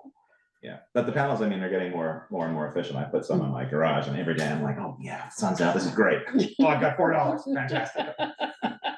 and it rained all weekend and you lost 10. What are we putting in for under supplies? We budgeted 28,000 and we The spent meter 12. pads, weren't they? The Well, pat- we've new got pads? Well, meters they're and up touch above. pads, that's its Meter own- pads, we didn't spend any, and everyone else. I can speak to that. That's not just meters. That's also like all your water line repairs, your valve replacements, your That's So under supplies. Yeah. anytime you Okay. have to fix a water main, part of it is your contracted services or valves that go bad or stuff like that. And part of it is parts, and like water parts are not cheap. Yeah, because we have our own line for meters and touchpads, so everything else, it's a catch-all for all of that. Anything I that's really- associated with that. Yeah, I honestly believe that the meters and touchpads are getting put under the supplies line. So if Okay. you, unless you wish to keep that combined, you might not want to. Or unless you wish to keep it separate, you might not want to, because I don't believe it's being entered in the accounting system separately. I think to give a little history there was when Teresa was here, remember we were big push that, we were going to save money because we're gonna change everybody's pads at the sewer plant. Everybody who was a sewer user was gonna get new touchpad meter, because she thought we were losing money, they weren't reading properly. Well, that Well, didn't that work. definitely work. happened. That happened like. Right, we 9 changed all years ago. those, but we didn't see a huge meter increase for the users. Yeah. But I think that's why she wanted them separate, meters and touchpads were separate from supplies. I mean, it's whatever you guys want to do in your coding of your accounting. If you want to have that line, then if meters, touchpads, wire for them, etc., corner horns and that are purchased, they would need to get coded to that line, but I don't believe they are. I think everything's getting coded to supplies, so I don't think you're not seeing that separated out because it's not being coded that way. How many meters have you done since July 1st of last year? God, like 20? So, and there Yeah, so there should be a number there. Yeah. I think it's a Just whole combine lot them. simpler if it's one Combine. line. Okay. just put meter and supplies. Meters and supplies. Right. Okay. Supplies at all. Okay. Kind of like, because supplies it's everything. I have a feeling like the chemicals for the water treatment are under supplies. You've got your little testing supplies, you've got water lines and valves, and yeah, it's kind of like, it's the everything for water. Yeah. That you have to buy, that are the things. We've got we've got the, obviously, supplies, building, overhead and maintenance, compliance, and then we have our debt, our two, or three loans. So how We come- stopped how- with one. see, did something not get put in the right line there? We're not paid yet. Why is our actual 63 and our budget 55? That should be a number that we can predict. I don't know, this is. I wonder if West Street's up and putting that 63, part of West Street's, no, they wouldn't. No, because that'd be. Well, we haven't Yeah. paid Pine Street yet, have we? No, I don't know. Yeah, Pine Street would have had its first payment last fall because it comes due a year after you finish your substantial completion of construction. So Yeah, you we should have need the had a first Pine payment. Street payment. Okay. And Well, it should be something's West off. Street. West Street certainly should have been paid. Right. So Yeah. something's off there, There's something that's, missing. But did we finish paying a bill this year, or was that in the sewer? We finished paying something off, because I saw when I was looking at the documents. We that- finished paying You North put it Street. in the We finished capital. paying North Street off. Is that what it Yeah. is? That was Okay, from so the that would have 80s. been sewer. Yes. That was the No, sewer. it wasn't. North Street was all the way to, up North Street, we did that back. it was in- up to the school when we did. Yeah, well, the- I was just when we thinking, I did saw the- something where We paid it one. got paid, it got taken out of there and put into the capital. Can you slide up Capital the fund. revenue for a minute?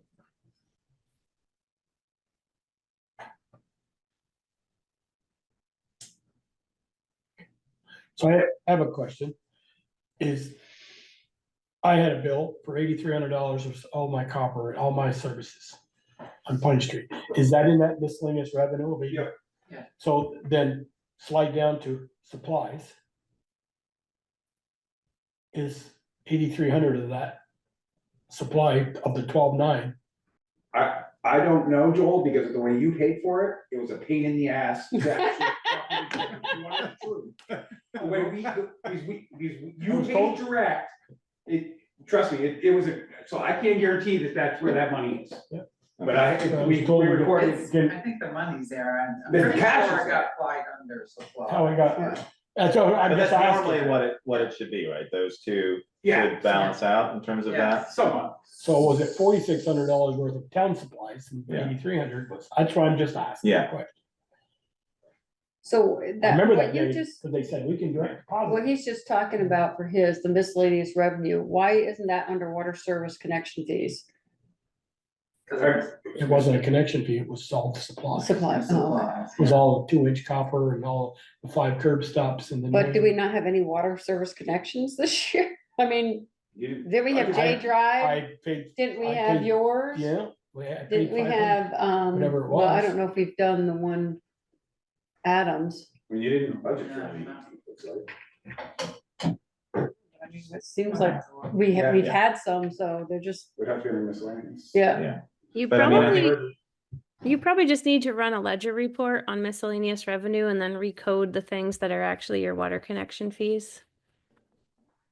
Yeah, because we had the changes in NEMRIC, a lot of stuff got moved around and then, and now, once we get into this in May, we start revising and rebuilding. Since we this made the structure. changes, we have, Yeah, nothing's been put in there. yeah. Okay. So then we've got the debt, obviously, and then we've got our capital equipment fund, and then our roads. Roads were a little bit over, sort of reimbursing our capital roads paving for that. So one of the things that we need to discuss, and we'll do this in May, is sort of the increasing the capital equipment fund plan to match what we're applying for in terms of the water loans. Currently, the debt of the water service is at 50,000 is too low to hit the threshold that we need. So one of the ideas was to increase that debt. And you maybe bump it from 50 to 100. You're talking about the service load for the loan, like to see what Correct. our Yeah, because we have the debt spreadsheet ratio is. that the state uses. Right. So you can type in your details, and it talks about what's your capital equipment or capital, water fund. And so you can put numbers in there. And so if you put lower numbers in there, then it starts to change Right. what you're able to get. So we want to be very mindful of that. And as we work through this, we'll have a clear idea. Is it something where, are we doubling this for this next budget? Do we put it to 100,000? Do we put it to 75? We'll have to sort of see. And obviously, all of this is predicated on our rate that's for our district not changing that much over the next few years in order to hit those thresholds that we need. So just something for everyone to be aware of. Yeah, and it's something where we only need to increase it for a few years as we build up debt for the entire district as we do these projects. And then once we reach a point where we have enough debt because we're doing $4 million projects, then we could lower that down.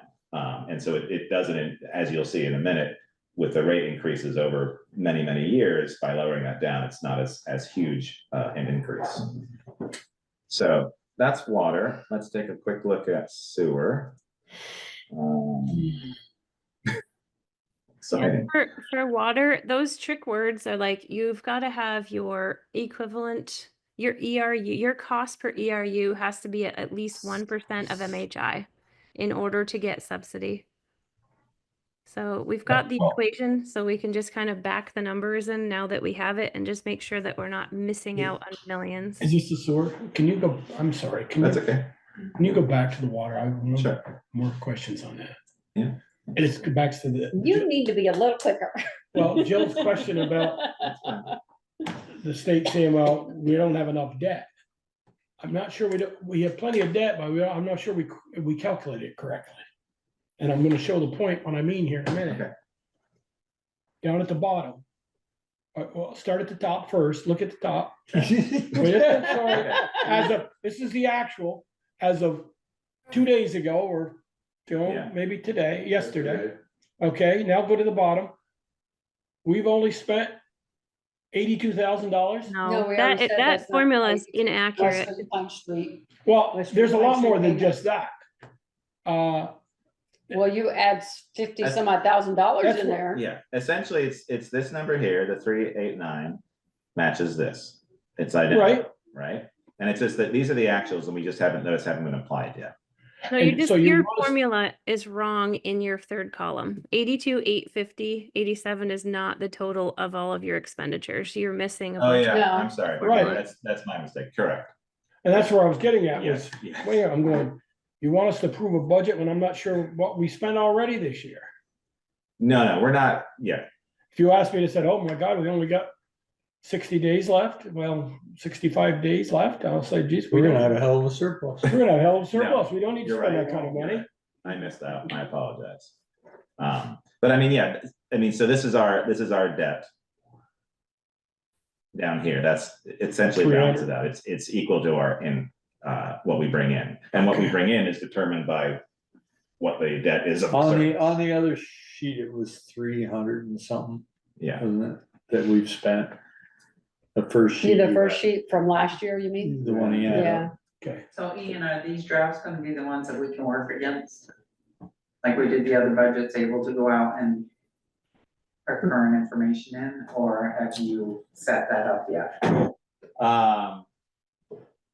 No, we should be able to use those. We have the ones in our master budget, which I pulled across just as the example. Right, but the one that you were just Yes. showing that you. Yeah, which has the So- wrong calculation at the bottom. Right. Yes, so those are Excels, and we can start to build that, and we probably want to move it around in terms of doing the updates to the administration. It was just, I went in and pulled the last one that we had done, that we'd worked on, this was last June. Yeah. And then moved around a little bit, obviously missed that calculation at the bottom, but that's what we'll work from. Okay. Unless we want to do a different system. I'm keeping them outside of the general fund budget, just Oh, because no, of that's the two. fine. I Yeah. just wondered if we were gonna do the same process where we can all have access. Oh, yes. to Go in Yes, yeah, we'll set that up. and update stuff. No, he's gonna control it. No, I don't want to control. I want everyone to have access.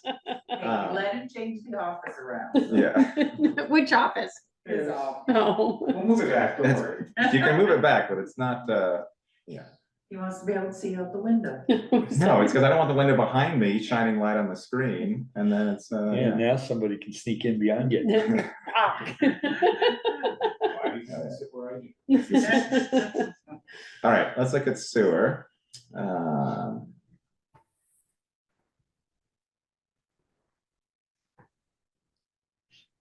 Okay. Let's see how poor my calculations are here. Yeah, actually, that might be okay.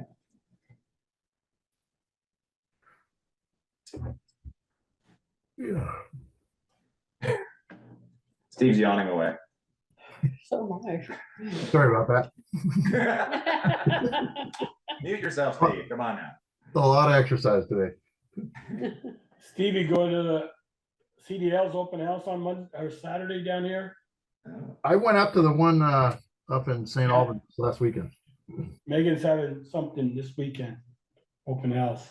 I spent plenty of money. last weekend. Keep going down to that service. Free food though, this weekend down there. There was, well, the other one I was looking at online, the 12,809 was up for USDA payment or something or other. Okay. And then it got moved down to the capital Oh, I reserve see, fund. yes. So something must have changed, and we paid something off. So we'll do the Yeah. same for person. Oh, sorry, Jill, you want The to other respond to thing that? is there, it shows a bond payment for sewer, but it was supposed to have been paid off before this budget. So So that that's kind on. of, is that a water payment that went into sewer maybe? This is what I pulled from Nemec, so we just got to double check. Okay, and then the second thing is just a heads up, the maintenance and septic tank, we've pumped after the new budget. We still have another pump out to do before the end of June. So you'll have another big old, that baby will get out. And it looks like if I consider that this is 75% of the revenue and then I times it by 4, I hope it's just that the septic tank or the grease trap pumping maybe just isn't getting billed because we're not getting all the revenue in. Well, they've been billed. They haven't paid. They haven't paid. We just sent out the bill to bring them current along with their past due balance. So they have been billed. You mean all They the have one all of of the the sewer four. users? All the grease trap. Oh, the grease traps, the four grease traps. That we paid for, Mhm. and then we bill them back, but only one of the 4 have paid the original bill. And I just sent out the Who one that for the is. last year. Why are we Happy paying Walkies. that? Why don't we have them billed direct? And then well, of course, if they didn't pay, then they wouldn't get pumped again. We know they're And they getting need to be pumped. pumped.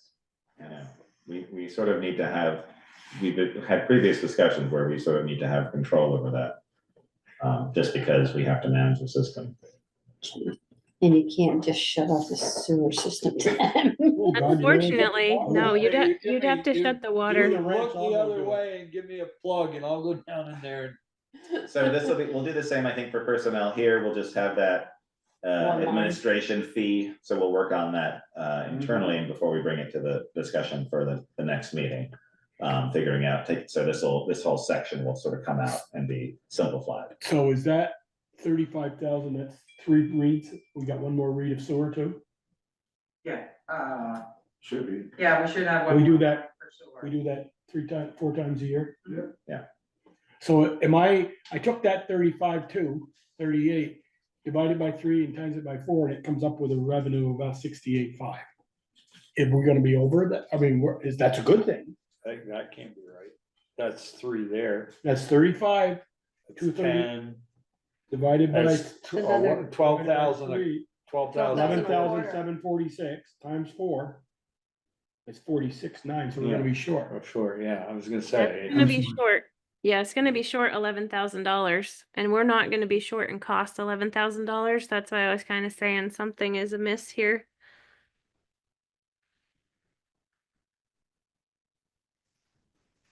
Well, we certainly aren't using all the money in our personnel. I mean, yeah, essentially, if you look at the comparison sheet that I put together, it breaks down from 21 to our current year. And for the last 3 years, we've been in the red. Oh, yeah. But saw so, that. yeah, It's like, well, that's 22 really was depressing. 22 was 11,666. 23 was 13,852, and then 24 was 9,685. So we need to fix that. So essentially, sort of revenue shortfalls are mostly consistent appear in user fees, which have never met budgeted expectations. The maintenance and septic tank, that's But if fluctuates a lot. if we can get where the BOD is higher and charge for that, we'll probably be able to make that up. Right. I know we want to get rid of it, but. Yeah. Yes, so we would look at that, and that would be part of the discussion at our next meetings. So there's that. Just need to put a sign on the restaurant, so you buy a beer, you gotta drink the whole beer. Yeah, no dumping. No dumping. Yeah. It's bad for the sewer. Yeah. Well, they aren't supposed to be dumping it in the sewer anyway. Right, exactly. Supposed to be composting it.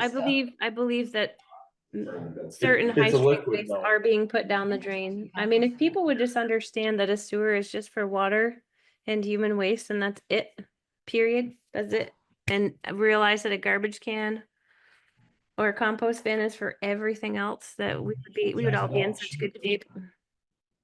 Yeah, so I know, so if we can educate that, hopefully that will help the system going forward.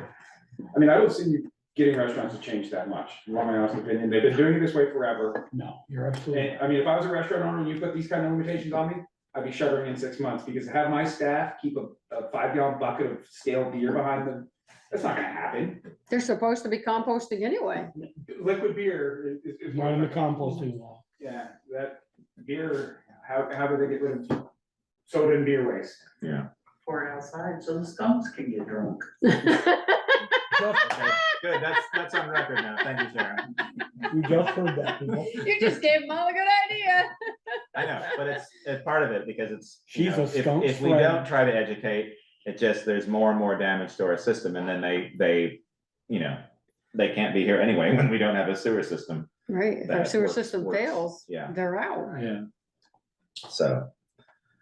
Okay, so there's that, so there's the 2 budgets, what have we talked about, the ordinance, the 2 budgets, Capital improvement plan. and then, yeah, capital improvement, let's look on that. Is there That's any the last money in one. the sewer budget that's, well, we asked this question, we've been waiting for an answer for 6 to 10 years. No, kiddingly, but 6 to 10 months, was we thought we had surpluses. I looked at, we're gonna have a deficit of about $4,000 in the sewer. If I just take that 35.3 and divide it by 3 and times it by 4, you're gonna be about $48,000 or $3,000 to $4,000 short in your sewer budget, finishing up in 60 odd days. Well, we don't know what, when I asked Nemrick, whoever, did we have any surplus last year in water or sewer? We're not sure. And that's the Do you- audit. That's the audit. Well, we've been asking that. We were told at We one asked time that. we had about $125,000 surplus, Jill thought, from 10 years back, from adding up, and who knows? I've never been told whether we have a surplus or a deficit in water or sewer. So I mean, I spent all day today trying to figure out water. It flows downhill and pumps up. But it's a mess because of how indebted you are and the way we paid for it. And the fact that you spent a bunch of stuff out of the general fund to pay for Pine Street. Did not help the cause any. So our books look Yeah. really crappy in the audit they're doing right now, but we make up for it the following year. So back to your question, no, you don't have a surplus probably on the books Not for last year, but I wanted to know. For any of them, Yeah. yeah. for any year. I think unfortunately, because Pine Street was accelerated, Pine Street was supposed to be 10 years from now, from our original plan. And it was accelerated for a couple of reasons. A, because of availability of the loans and and the we potential didn't forgiveness do. at the state level, but also two, working out how long it would take for us to save the money to do the system. It just wasn't feasible. You know, it was another 10 years before we started Pine Street, where we would have enough to be able to do that, and that was maybe a $700,000 or $800,000 project. I get that, but I don't understand is the voters bonded for up to $9,000, 900,000. We spent 750, 800. Okay, I get that. 65. Or whatever. Right. Okay, then why didn't we go down to your local bond bank and say, we need a bond for whatever it came in at, and that's over, like we did the fire station, over 20 years. And that payment's so much a year, then it's going into the water department. This, when I hear this, you know, you've used general fund and this one, that really makes me irritated. Not to Chris, I'm not irritated with Chris, he's finding these things out, but why didn't we just get a bond for the amount of money we borrowed and it goes to the water department? Like, we know Brett's budget, it's $118,000 of budget is a bond payment for that fire station. And we did, we have the loan from the state, which we're paying off, which we thought we'd get forgiveness. So we have that part, but we also have the complication of that you're not getting reimbursed for that loan. You have to have the money up front. And so that's something where you would have bonded to have that money and have it be a completely separate project. But we shouldn't have Or borrowed it from taken the out a town. note or something like that. Correct. Right, That's- Joel, you are correct 100%. Yes. Well, we should have taken out a short-term note. to like cover we the- did for Webster. Yep, to cover the cost up front. But Right. as we get reimbursement, you pay that off and then go to the bond bank for the long-term loan. Yeah. You are correct. That would be the better way to do it. Yeah, because we have the bond. I mean, we do have that and we're paying that off now. That's the 34 that we saw in the budget. It's just how we paid for it initially was just because we had the money. I don't know. So when we got the bond, we then reimbursed the general fund for what we've already paid out. Unfortunately, it didn't cover everything. Yeah. We still have You're about to- $200,000 short. So how come we didn't have enough in the bond to cover all of it? Well, you did, I don't know, I'm just, from when I look at funds today, you borrowed $781,000 and we spent almost $1 million. So I don't know why you borrowed what you borrowed. How can that be? Did we How spend do $1 we not million? know? Because we're doing It can't be. not just Pine Street, but we're doing Steve's talking. Bristol West, Mhm. part of that. Steve, do you have something? Yeah, we had everything tracked to the penny, and Peaker's right, it was 700 and, no, sorry, it was a little over 800,000, I think. Everything included, so it's not $1 million. I think the additional charges that you're seeing are probably for engineering for the other projects. It's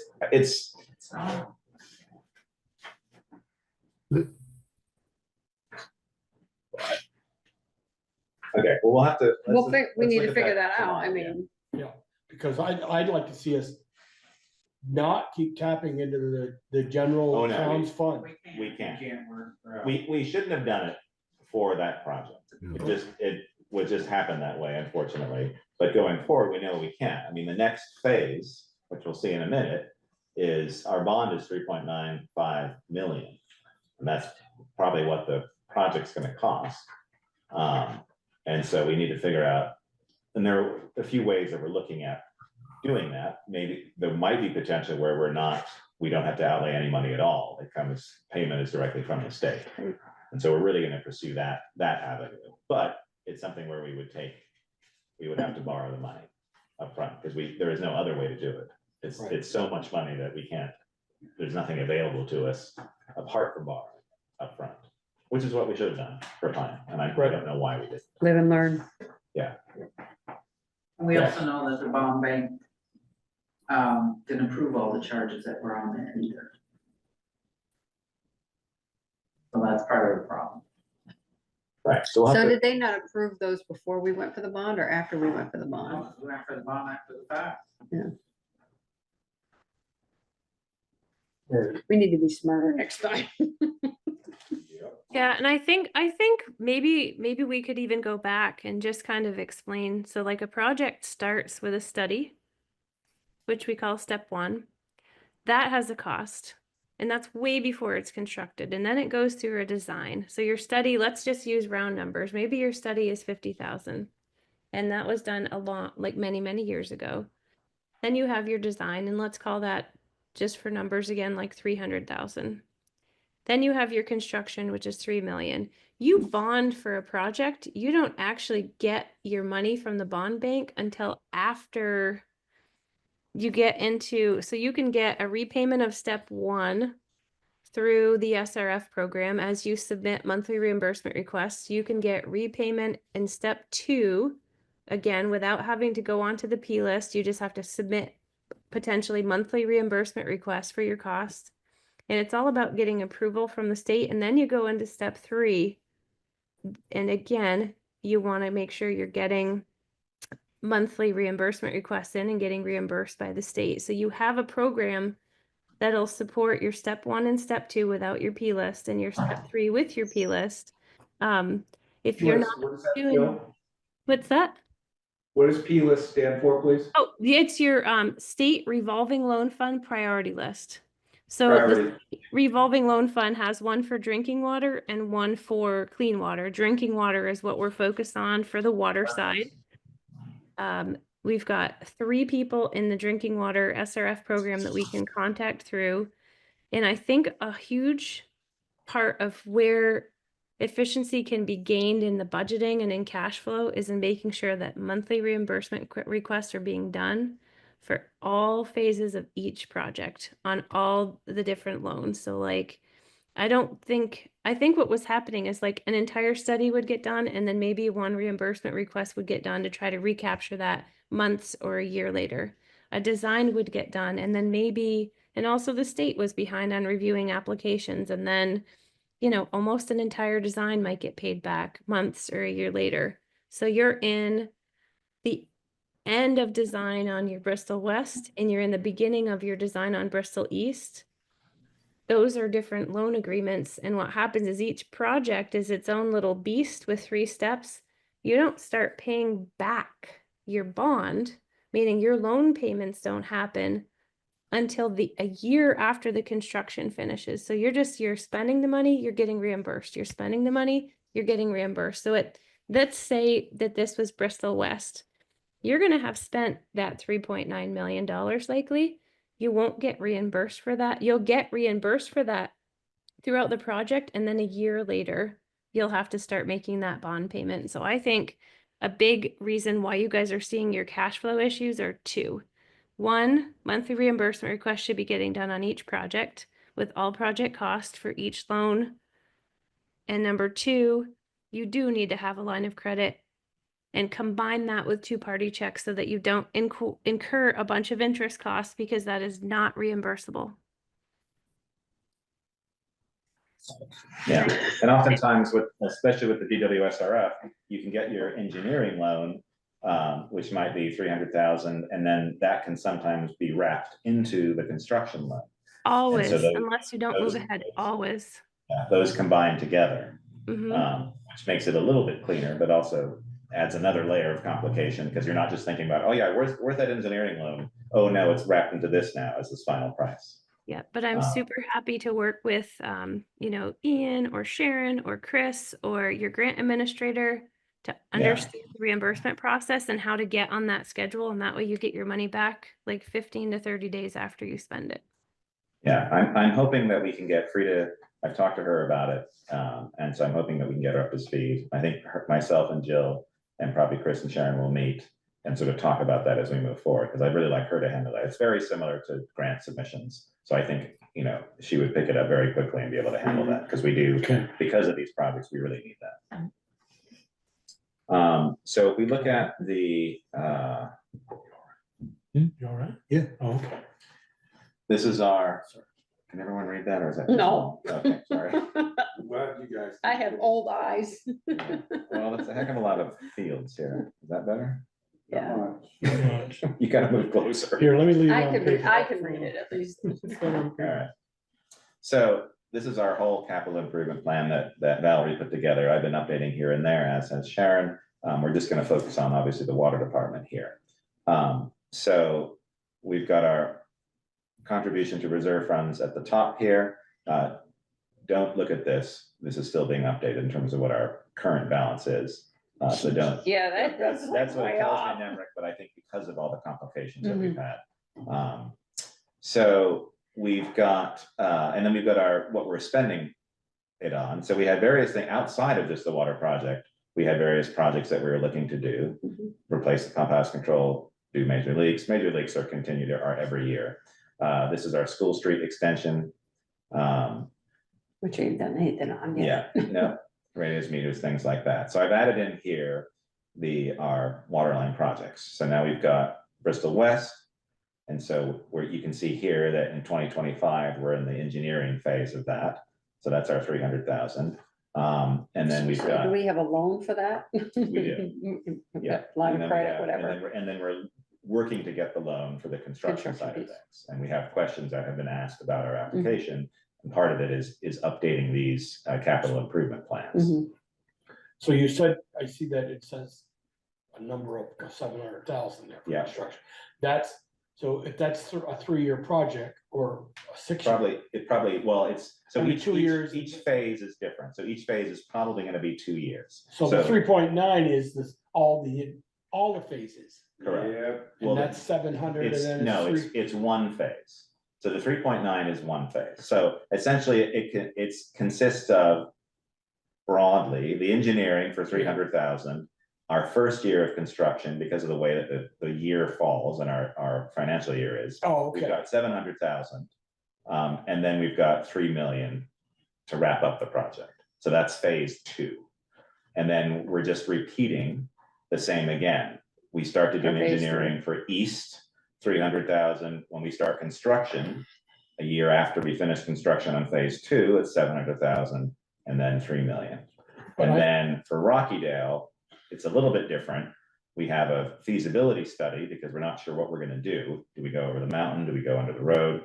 So there's a feasibility study. We've got the engineering. And then again, we've got the first phase of construction and then second year of construction. And I think there's gonna be a lot more than that. Well, so the Rockydale, yeah, I mean, we're putting it as 4 million right now, basing it on the other projects. It's obviously you're serving a lot less people with this, but you have the complication of, are you running it under a rocky mountain? Or, or are you running it down a road, or you're right, exactly. So, these numbers are just very, very rough numbers. And this is speaking with Jill, with Steve, about, what these projects are gonna look like. But my question is back to that one right there, that line you're in, 300,000.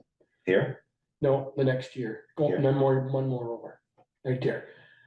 3 I thought, million. That's 3 million, excuse me, Okay. that's 3 million. I thought we were going to do this, and Steve, correct me if I'm wrong. You were gonna do like 3 streets in 26 and then take a year off and do 3 more streets. We're talking Bristol West. Then Yeah. 3 more streets in 28, then take a year off and then 3 more streets. And finished it up. I thought that was the plan. No, it's 2 years. Yep, 2 years, we're gonna split Bristol West into 2 sections, right? We had 2 sections, okay, so at first you had talked about not tear it all up for 3 years in a row, but give them a year off and then come back on the even year. I thought that's what we talked about way back. No, it's always been 2-year project right from the start. Okay. And we debated whether to do it in 1 year, whether it was even possible to do that, whether you would get the right contractor to be able to do it. The more that we work on this, the more likely it's gonna have to be split over 2 years. Just to be able to get. No, I'm not opposed to that. I'm just asking why I thought the 3 would have been out, maybe 1.5 and 1.5. Yeah. Another year, so 3 years out. I mean, it's definitely Bristol West because it's already in motion, because we've obviously bonded for it and we have the application in. This is what we're looking at. I mean, Okay. we could still split it out if we felt it needed to go 3 No. years, but then it affects these. And again, we're engineering for east now, but we still have the decision to make if it's gonna be 2 years or do we put it 3 years?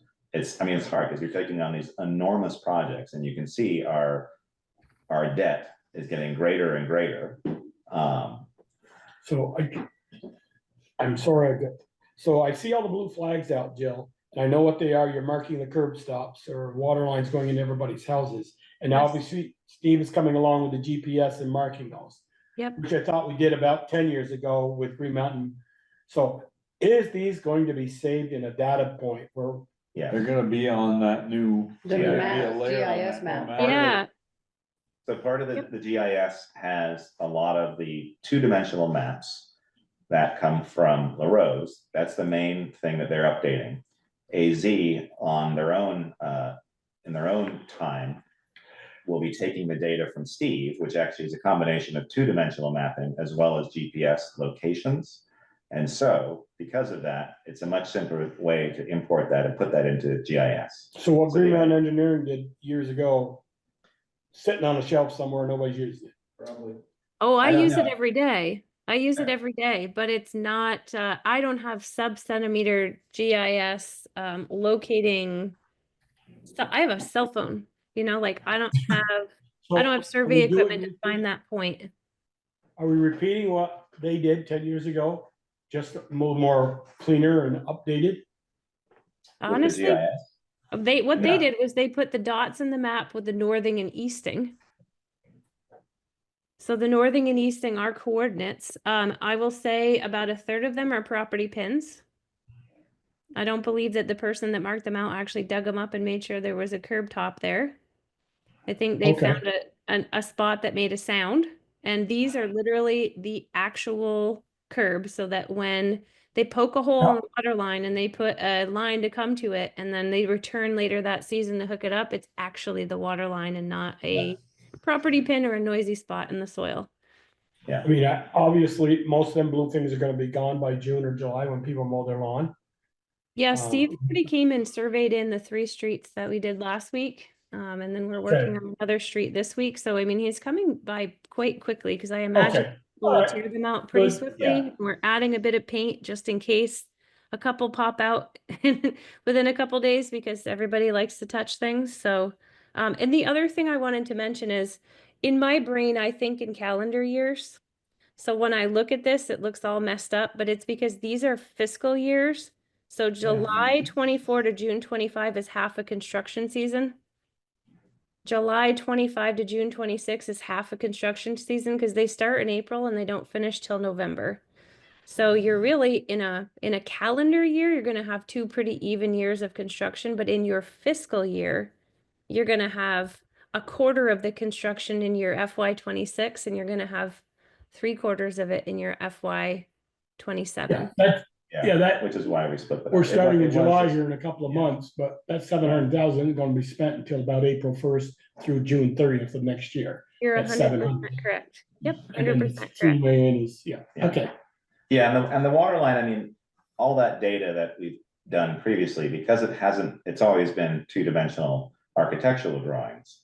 There's been no real easy way to be able to reference that apart from just looking at the plans and walking and things like that. I mean, there's data in there. Having the GIS is a whole another system that we can use where you have that data captured that will always be there, that's accessible via a phone or the web, portal. Like it's going to be a much greater system for us to use.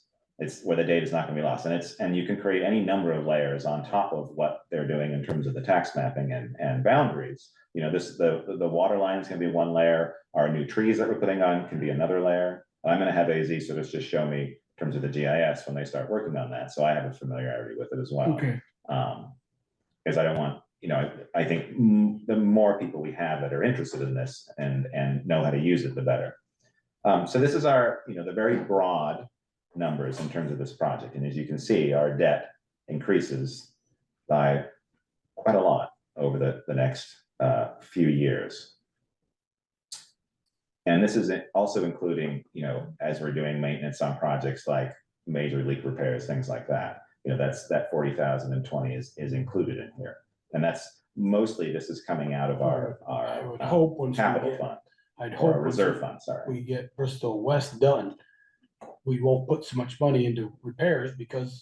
Right, that's the They'll idea. go, Yeah. not all of them are going away because we still got Bristol East. So you've got the debt down below. Yes. It says the DWSRF Long Village water lines forgiven. So why is you've got 560, 560 or 5660 for the next 26, 27, 27, 28? Down here, you mean? Yeah, you see where you have 56? Keep going down. Keep going down? No, right where you are, but it's like, see where it says 5,660? Where are you looking? The debt. Here, that's our, 56. oh, down here. Right here. Okay, what are those? I don't know, but it says forgiven, and then you've got numbers in there, so I was trying to figure out why you've got numbers in there if it's Oh. forgiven. No, it's not forgiven. These are, this is our current debt that we have. So this is our engineering loan for West Street, and these are the other ones that we currently have. Yeah, but it says village water lines forgiven, That's correct. Those are old ones. but you got numbers in that line. Correct. That was for the engineering for Pine Street, I believe. It's very complicated. There's a lot of different parts to each of these projects. And so you have these small little amounts that we've borrowed that weren't wrapped in to construction.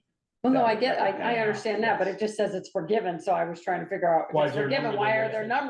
there numbers going there? Maybe you need to get rid of the forgiven piece. Right. That was already in there Yeah. before I started We only updating give this. forgiven for 2 years. The one that we had these two in, which is the ones we have, Yeah. and then we obviously have our new one here, which is our 34. Yeah. So once we start doing these projects, we'll start to see our next loans go in here. Right. I'll look at that. It was already in here as Yeah. part of that. And I think it's a set number of years that we're just paying those off. But I'll double check. And then, I can stop this. So then, connected with this, we have, let's just go back. Okay. So this is the last part of this. It's a lot more numbers. Everyone read that? Just kidding. Oh, yeah. Just kidding. Okay. So this is the piece that we've never really had in terms of these projects. And this is solely for loan calculations for the current projects that we have, or the current loans, which is the USDA refinance, West Street, and here's Pine. And then these are our new ones that we're looking at. We know we're moving into the Bristol West at the moment. We've obviously bonded for that. These are the projects that come after that. So as far as I remember, in all of our meetings in terms of discussing this, we've never had this breakout where we've really done the full amount of what it might cost. So I've created a couple of scenarios here, and I've talked to Sharon and Chris about this previously, and also Jill and Steve. So this is our breakdown. So here we are in 25, and this is what it costs in terms of our expenditures for the water district. Meaning that's all of the payments added up. That we No, this is spent. what, this This is is our, the actual expenses. this is our operating cost. Okay. Yes. I've added 3% to it as we go forward. Thinking that it would, to keep up with inflation each year. We have our reserve fund, which we currently have at 50. Here's the recommendation to put it to 100 for a couple of years to be able to help us get those loans. And then these are our loans that we're currently paying off and when we're finishing them. So we have the USDA refinance, ends in 2036, West Street ends in 2059. We did by then. Pine Street. Let's keep it light, okay? We've got a lot of high numbers. And then we've got our new one, Pine Street, which is a 30-year loan with a 2% fee. And so there we are in 2054. Now, here's where it gets exciting. 2%, that doesn't go up 2% a year? No, that was just That's a 2% included. It's the admin admin fee fee. Yeah. Yeah. that they didn't forgive. Yeah, it doesn't go up. It's wrapped into the entire Okay, thing. so 34,000. Yeah, so that's our payment. So now we're entering into Bristol West. We're applying for that next loan, Mhm. which we hope we get. And according to our calculations, as we've talked about before, we should qualify for 40%, Should. right? No, I know, Mhm. 40% forgiveness with 0% admin fee over 40 years. Shows that So 60,000 this based is- on this is- 40% forgiveness. This is our $4 million. It's less in terms of our bond, but we're just doing even numbers here. Mhm. So this is our 40 years at 60,000. If we go ahead and we get the same, hopefully, for Bristol East, there's our 60, and if we did Rockydale. But as we move along here, you can see that this is where the direction that we're heading in terms of our total payments that we're paying each year and where we are in terms of our approximate costs. So right now, this is where we're at for a quarter. And this is based on Per BU? billing Is that what you're unit. saying? So this Billing is, this is, just so everyone knows, this is very rough numbers. It's based on our 977 billing units, which is a combination of residential and, Right, but that's the commercial. amount per bill, we'd have to charge per billing unit in Correct. order to, so essentially. in order to this make these is- payments. This is divided, it's this amount. Yep. Divided by our 977 Mhm. number that we have, and the 977 is gonna go up Mhm. as we get more, so this is our sort of a higher number. Mhm. And then we're dividing it by a quarter. Right. That's what we're paying, and that's what we're paying now, because we've just started paying the Pine Street one, and this is what users are looking at. Again, as I say, to be clear, this is just taking all of our billing units, both residential and Yeah. commercial. There are differences between billing units, Right. between Yeah. what they're using and stuff, Mhm. but I want everyone to know that in Mhm. terms of looking at this. So you can see with our forgiveness, we go up each year. And so we need to accommodate our budgeting to meet that, because our budget is based on, our water rates are based on what we have to pay in our debt for the system, for the district. So you can see it goes up as we start new loans, as we change our, reserve fund to accommodate those initial loans that we get. By this time, we'll have so much debt that these probably won't matter anymore, having that higher amount of reserve fund. So there's that scenario. So. I'm thinking, like, why would you put it back down? I mean. Well, because it by adding that extra 50,000, it adds a lot to the users as we increase. No, I understand that, but what if you have to bond every time you have to fix something or do something? Well, the idea is, as Joel has mentioned, that by completely Fixing replacing 90%. water lines, you're hopefully doing less of that. You do need some reserve fund. At the moment, we have 50, and as we've gone through and we fix things here and there, we're obviously using that. Mhm. But it's something that we revisit. But the idea is that we would keep it at this just for those few years as Yeah. we start to get Mhm. to this loan payback, and Yeah. then we would drop it down. But obviously, we'd revisit that. But because it does make a big difference in terms of, so you're 134, but then you're dropping down, but you're still going up then Right, because you got the you're other taking payments. on other Mhm. loans. Oh, And so this is sort of best case scenario for this one. Oh, God. I guess this other scenarios are not the best case scenarios. And we're doing this because we want to be absolutely Right. clear of what this means. Right. And this is the sort of the big picture that we've never looked at before, even before we started to do these projects. We've never had this sort of breakdown. Part of it was because we didn't know the expenses and how large the system should be and what it should be consisting of. Your hours up. Oh, yeah. Hey, we're still well ahead. I said I was ending at 10:30. No, I'm but you very only had excited an that it's hour only for 9 this. now. So go to your end where you said so much each year, okay? I'm looking at that one that's in, I don't know what year it is, 123.47. Yeah. That's what I pay at our branches in Virgins and Middlebury. Yes, Not our big branch, right. not our main office. Yeah, so we So we're start, paying that 10 years, we've been paying that now. yes.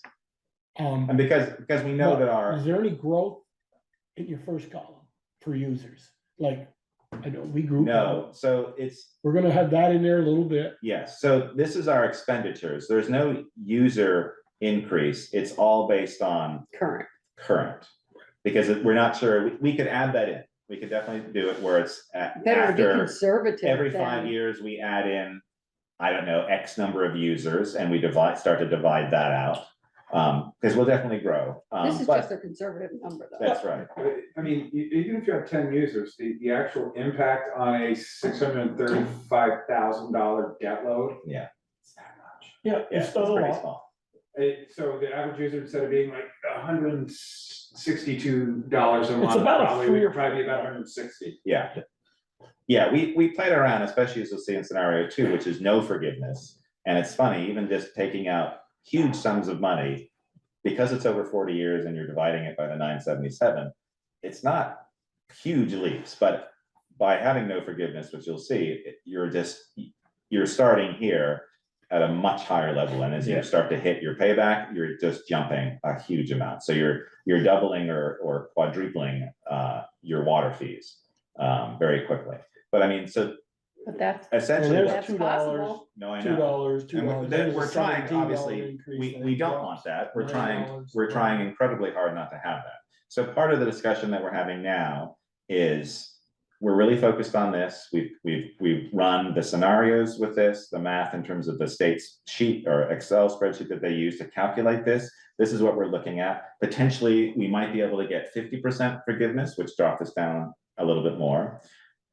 As we get into this, one of the ideas and the concepts is to maybe supplement the loan with like a Northern Borders grant.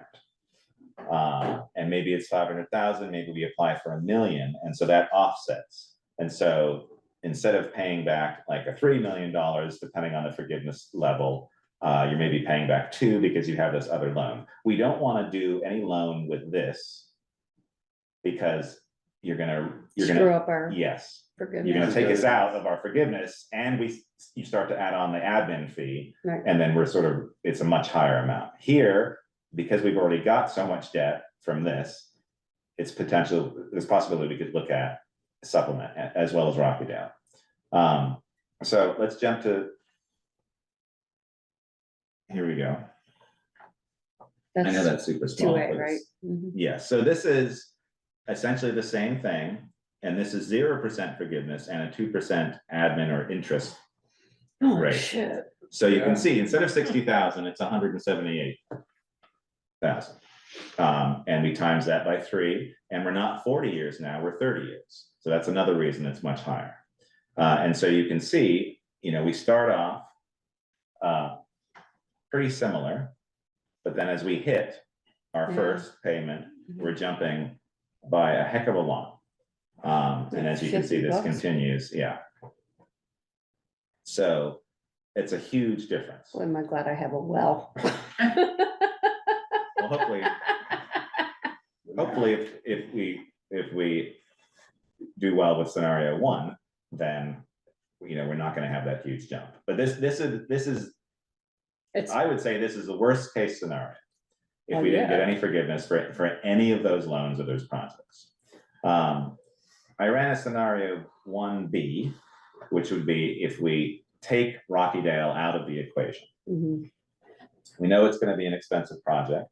Not that I want to put numbers on it, but the amount of people that it serves is far less. And it's not to say that those systems are working perfectly. They're still older water lines and they need to be replaced. But what we could do is, because we're taking on these 2 major projects at 8 million essentially for both west and east, we would maybe pause the Rockydale part of it. We could still run the feasibility study, so we'd have options in terms of what direction we might want to take. And maybe that's something where we pause and we revisit that in a few years. We start to build up the capital reserve fund, and maybe it's something where we don't switch to 50, we keep it at 100 to sort of build that up, and then we revisit that a few years down the line. So that's one of the discussions, and at least that gets you a little bit better in terms of your increases that you're going to see each year as we pay off this debt. That's our oldest water line, because that's what brought the water I here. know. And maybe the feasibility study reveals something to us that, and we've talked about this before. Drilling wells. Exactly, right. Is that going to be, because also too, with changes that, this is over a number of years, we have no idea what the situation might be in terms of goods and materials and labor and all of that. We're entering into these big things, and there's a lot of unknowns with this. But this was one option that we discussed, was just to remove or pause the Rockydale side, to be able to help us get back to a place where we can save or look at other ways of financing it, things like that. I thought we were required to have to replace all these lines. I thought the state required that. That's one of the biggest reasons we were doing this. Well, they're gonna require, I think they're gonna require us, giving us the money, my opinion. You can have that I opinion. know, they required us to close our landfill and they didn't want to give us any money. So we end up getting some. So, Not what so they that- so promised that's where us. we're at with these projects. And this is, we're looking at Bristol West. This doesn't include the School Street. doesn't include School Street, which we've engineered, and we have a number for that, and it doesn't include the potential service line upgrades. Those are all 100% forgiveness. So that's sort of outside of this, even though it might be included in the project. Again, that adds a whole nother layer upon the already very complicated layers of this project. So Chris's head's about to But explode. the service lines aren't really our responsibility. No, but The state's making them our responsibility Yeah. though. If you start to start- If we touch the Curb line, stop. they have to be Yeah. changed. but we want them to be changed. There's a lot that are unknowns that should be changed, and we Getting and- people to pay for them if they don't have the money to pay for them, then. Well, you know. the idea is that, talking to the state, it's 100% forgiveness. So we have this opportunity. Until the money runs out. No, I know. And that's why we said maybe we do west and east all at the same time, hire a separate contractor to. Yeah, Do the service lines. Yeah. Service lines back to an old curb stop that when we come by in a few years, we're gonna replace the curb stop back Correct. out to the main. Correct. I mean, look, it's not a tremendous amount. Jill, do you know off the top of your head, what the total amount for west and east, the service line replacements? Well, we have to get easements for everybody, so that's an added cost. If you Well, want how many users is it? well, there's the unknowns, and then there's like the 75 that are galvanized in lead. So I don't know. Let's just call it 100, stating that Okay. maybe 30 of the unknowns could be. So if it's 100, I don't know, maybe 500,000, maybe Yeah, I was less. gonna say $500,000, yeah. Yeah. Well, we already know that School Street is what, 90? 100. 100? I don't feel like in a competitive bid it's that. I think in a you have to do this in the next 3 weeks, it's that. That seemed like a very high bid to me. But I agree. if I were to just look at like the cost of materials and 2 weeks of labor, those bids felt very high. They felt like it was like, oh, you want me to put you in my schedule this week? I'm gonna make some money. Especially if it's part of a larger project. That's what that felt like. So like Jill and Steve, I know I've talked a lot, and have I explained this correctly to everyone? I want to make sure that I'm right. Yeah, and part of my brain is like thinking in a little bit of a bigger picture. Is if we were to go backwards and look at the last 25 years of water rates, it'd be interesting to understand how much water rates have increased over the last 25 years and like what percentage that is, and then look at what they're proposed to increase over the next 25 years and what that percentage is. Just to sort of understand the how much I think it was impact this $100 a year was what we paid. in It was a 2000. flat- It was a flat rate. It was. When you first 100 started? Yeah, What was it, 100 a year? yeah. How long So I was mean, that? if you Well, that start, was probably 35 years ago. So, or, yeah, well, no, my daughter's gonna be 39, so it was 40 years Yeah, ago. and now I'm paying $400 a year. so it's gone up 400% in 35 years. Yeah, So I kind of look at this, we're talking about it going up 200% in, what is it, 50 years? Yeah. I don't mean to be a jerk, but to me, it seems like, even though it seems like a ton of money and it makes me kind of want to throw up, I'm also trying to look at it as just like, if pay were to come up and if the dollar were to continue to have appropriate value, maybe this wouldn't feel so crappy. Yeah. Okay. So there we go. I'm a lighter now. Yeah, I'm glad I ended on a.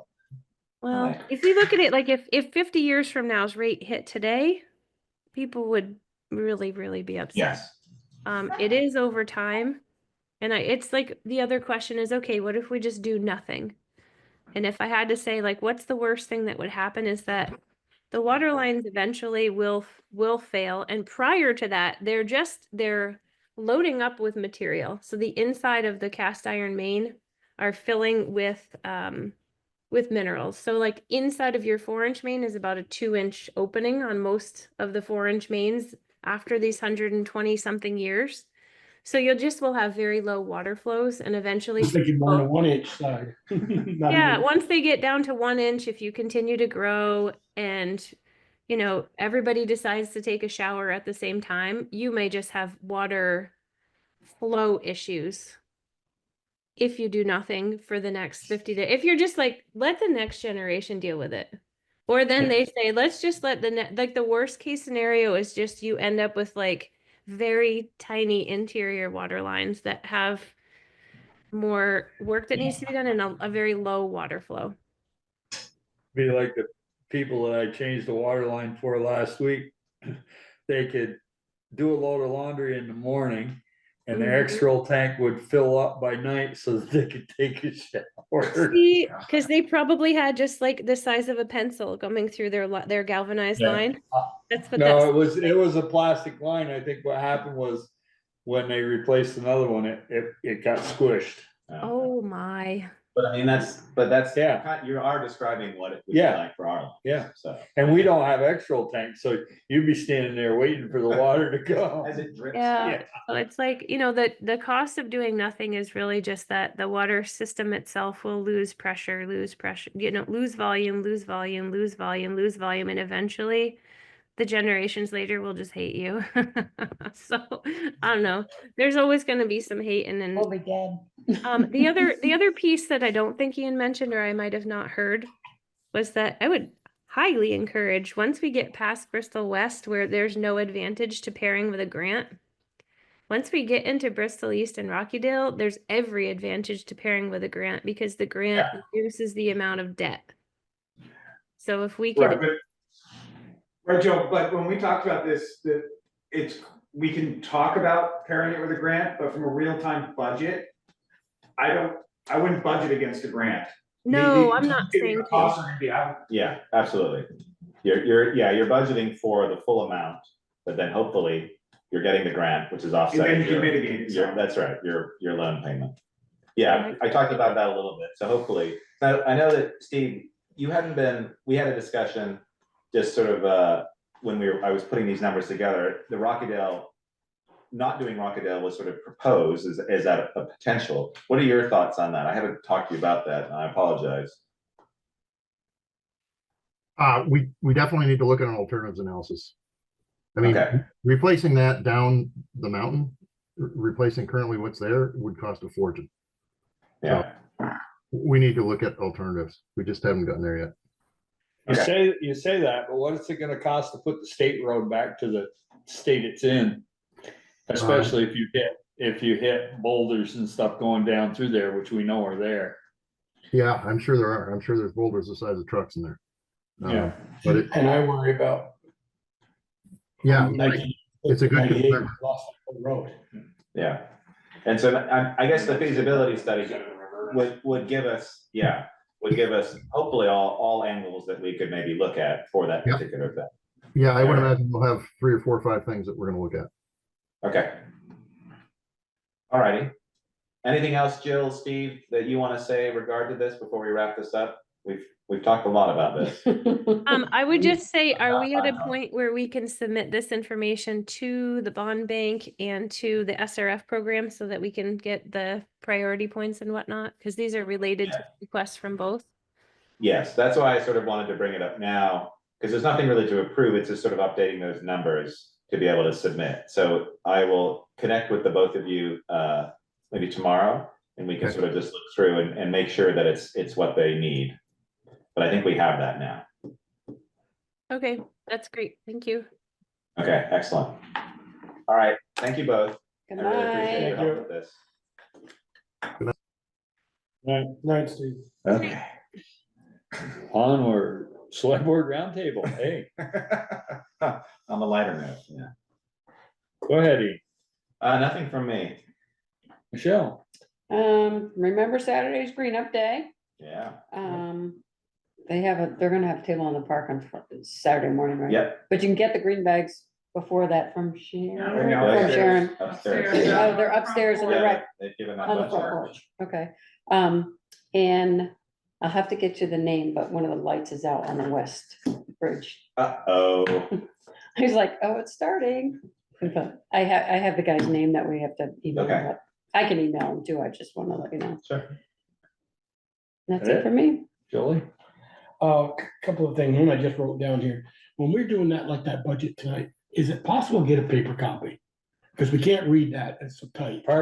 The only issue I see with the paper copy, and it's happened to you a bunch of times, and you're like, those aren't the numbers I have. Because you've got, you don't have a current one. I guess if we got a paper copy, it would be handed out that night. Right, that's what I'm saying. Yeah, we can do that. And then I've been asked why I didn't support I voted no the other night on Briggs Hill. So I did some pondering that night, went home, pondered my thought. Then I called my That was that smoke I smelled. Yeah. And then, so I wanted to put all these numbers together. We had a number of somewhere between $2 and $2.5 million. It was all FEMA funded, and we were gonna pay probably up to 5% of that. 10%. 10%. Yeah. And I thought it was 5. Well, you're right. It was 10% was what, it was 90% FEMA was covered, and then there was 5% potential to state, get 5% 5% from from the state, state. and then 5% we would have. So I called the commercial loan guy at work, and I just said, what if the town, and I went back to what somebody said, well, Eric had said that, they didn't get their FEMA money for almost 2 years. Right. So I said, what would $2 million cost Bristol if we had to borrow it?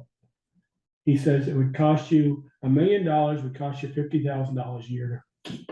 Or to, if you got your 2 million before that, so it'd be $100,000 a year to get $200 million.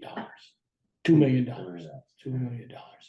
And just a food for thought, that's what you might want to keep that in mind. Yeah. He said about 4.5%. So that project up there in interest alone would have cost us about 200 to 2.5, 250,000. Which is what we figured. We'd have 500 in it that we didn't have. And then if you take the 2.5 million at 5%, that's another 125. We're looking at about 375, a little less than $400,000. And then the gentleman to my left here gave us numbers last year and then this year, and it's about that amount. But that wasn't FEMA designed and FEMA everything else, and I get where we were going with that.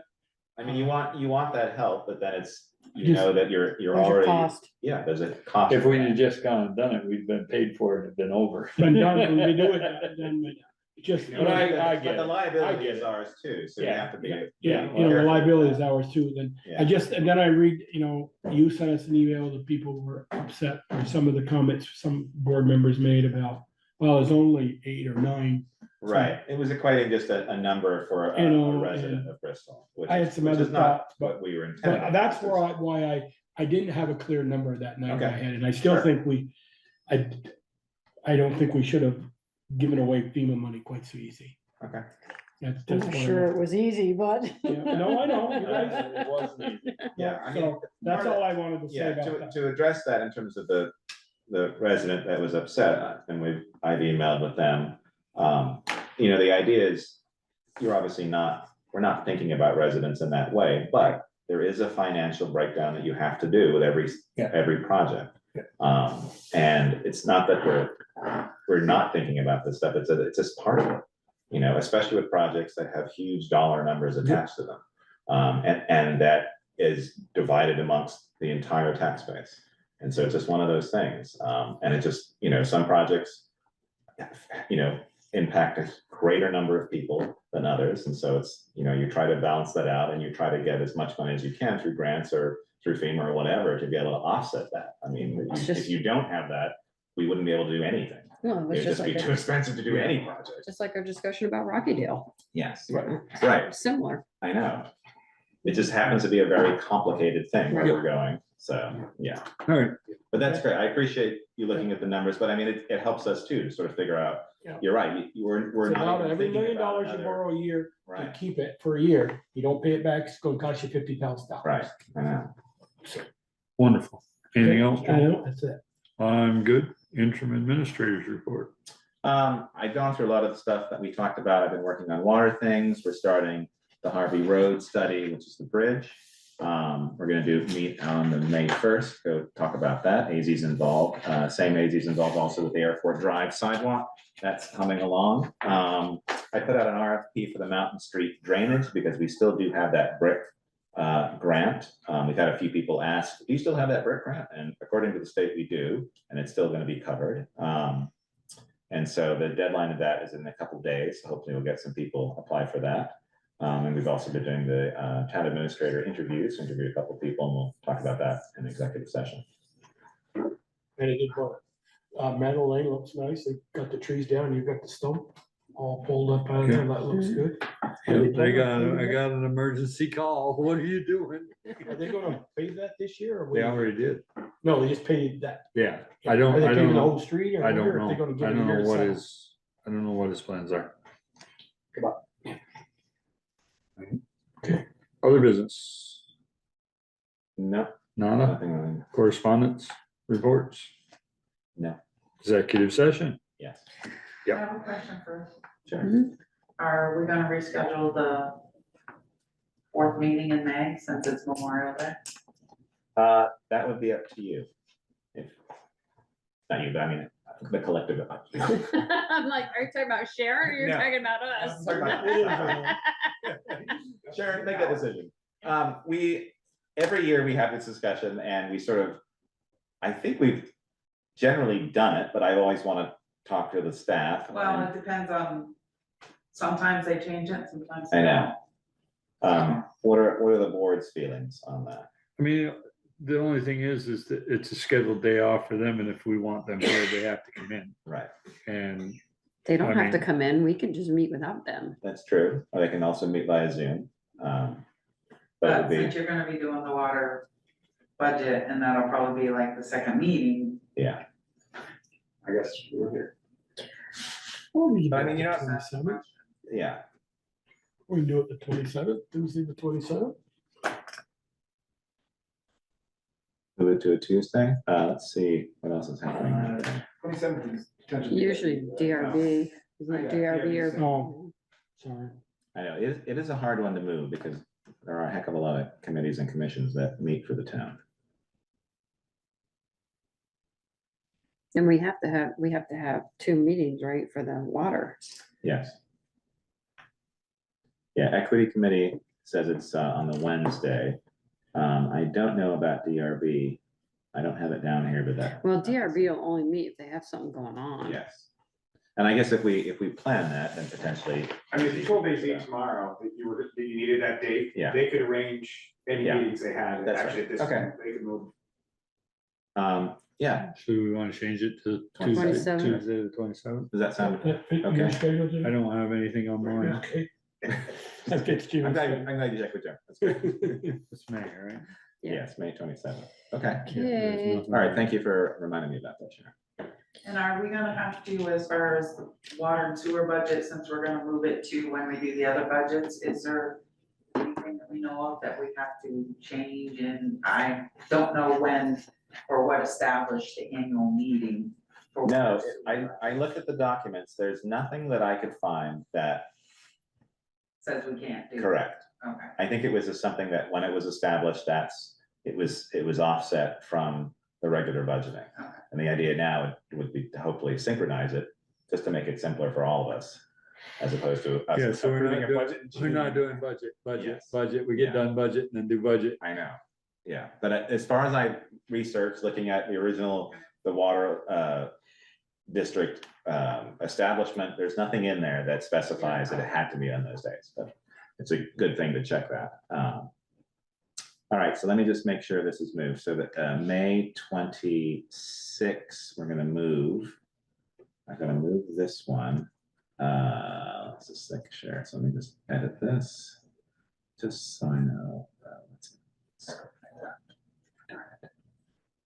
All right. Down the country go. Okay. Yeah, so the 27th at 7 p.m.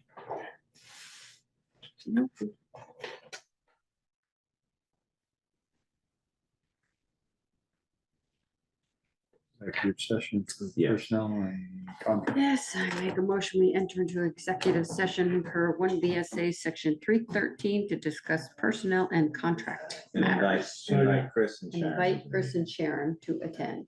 Good night, Jimmy. Thanks, Jimmy. Drive safe. Right, Jimmy. All in favor, signify by saying aye. Aye. Opposed, nay. Motion carried. We are in executive session.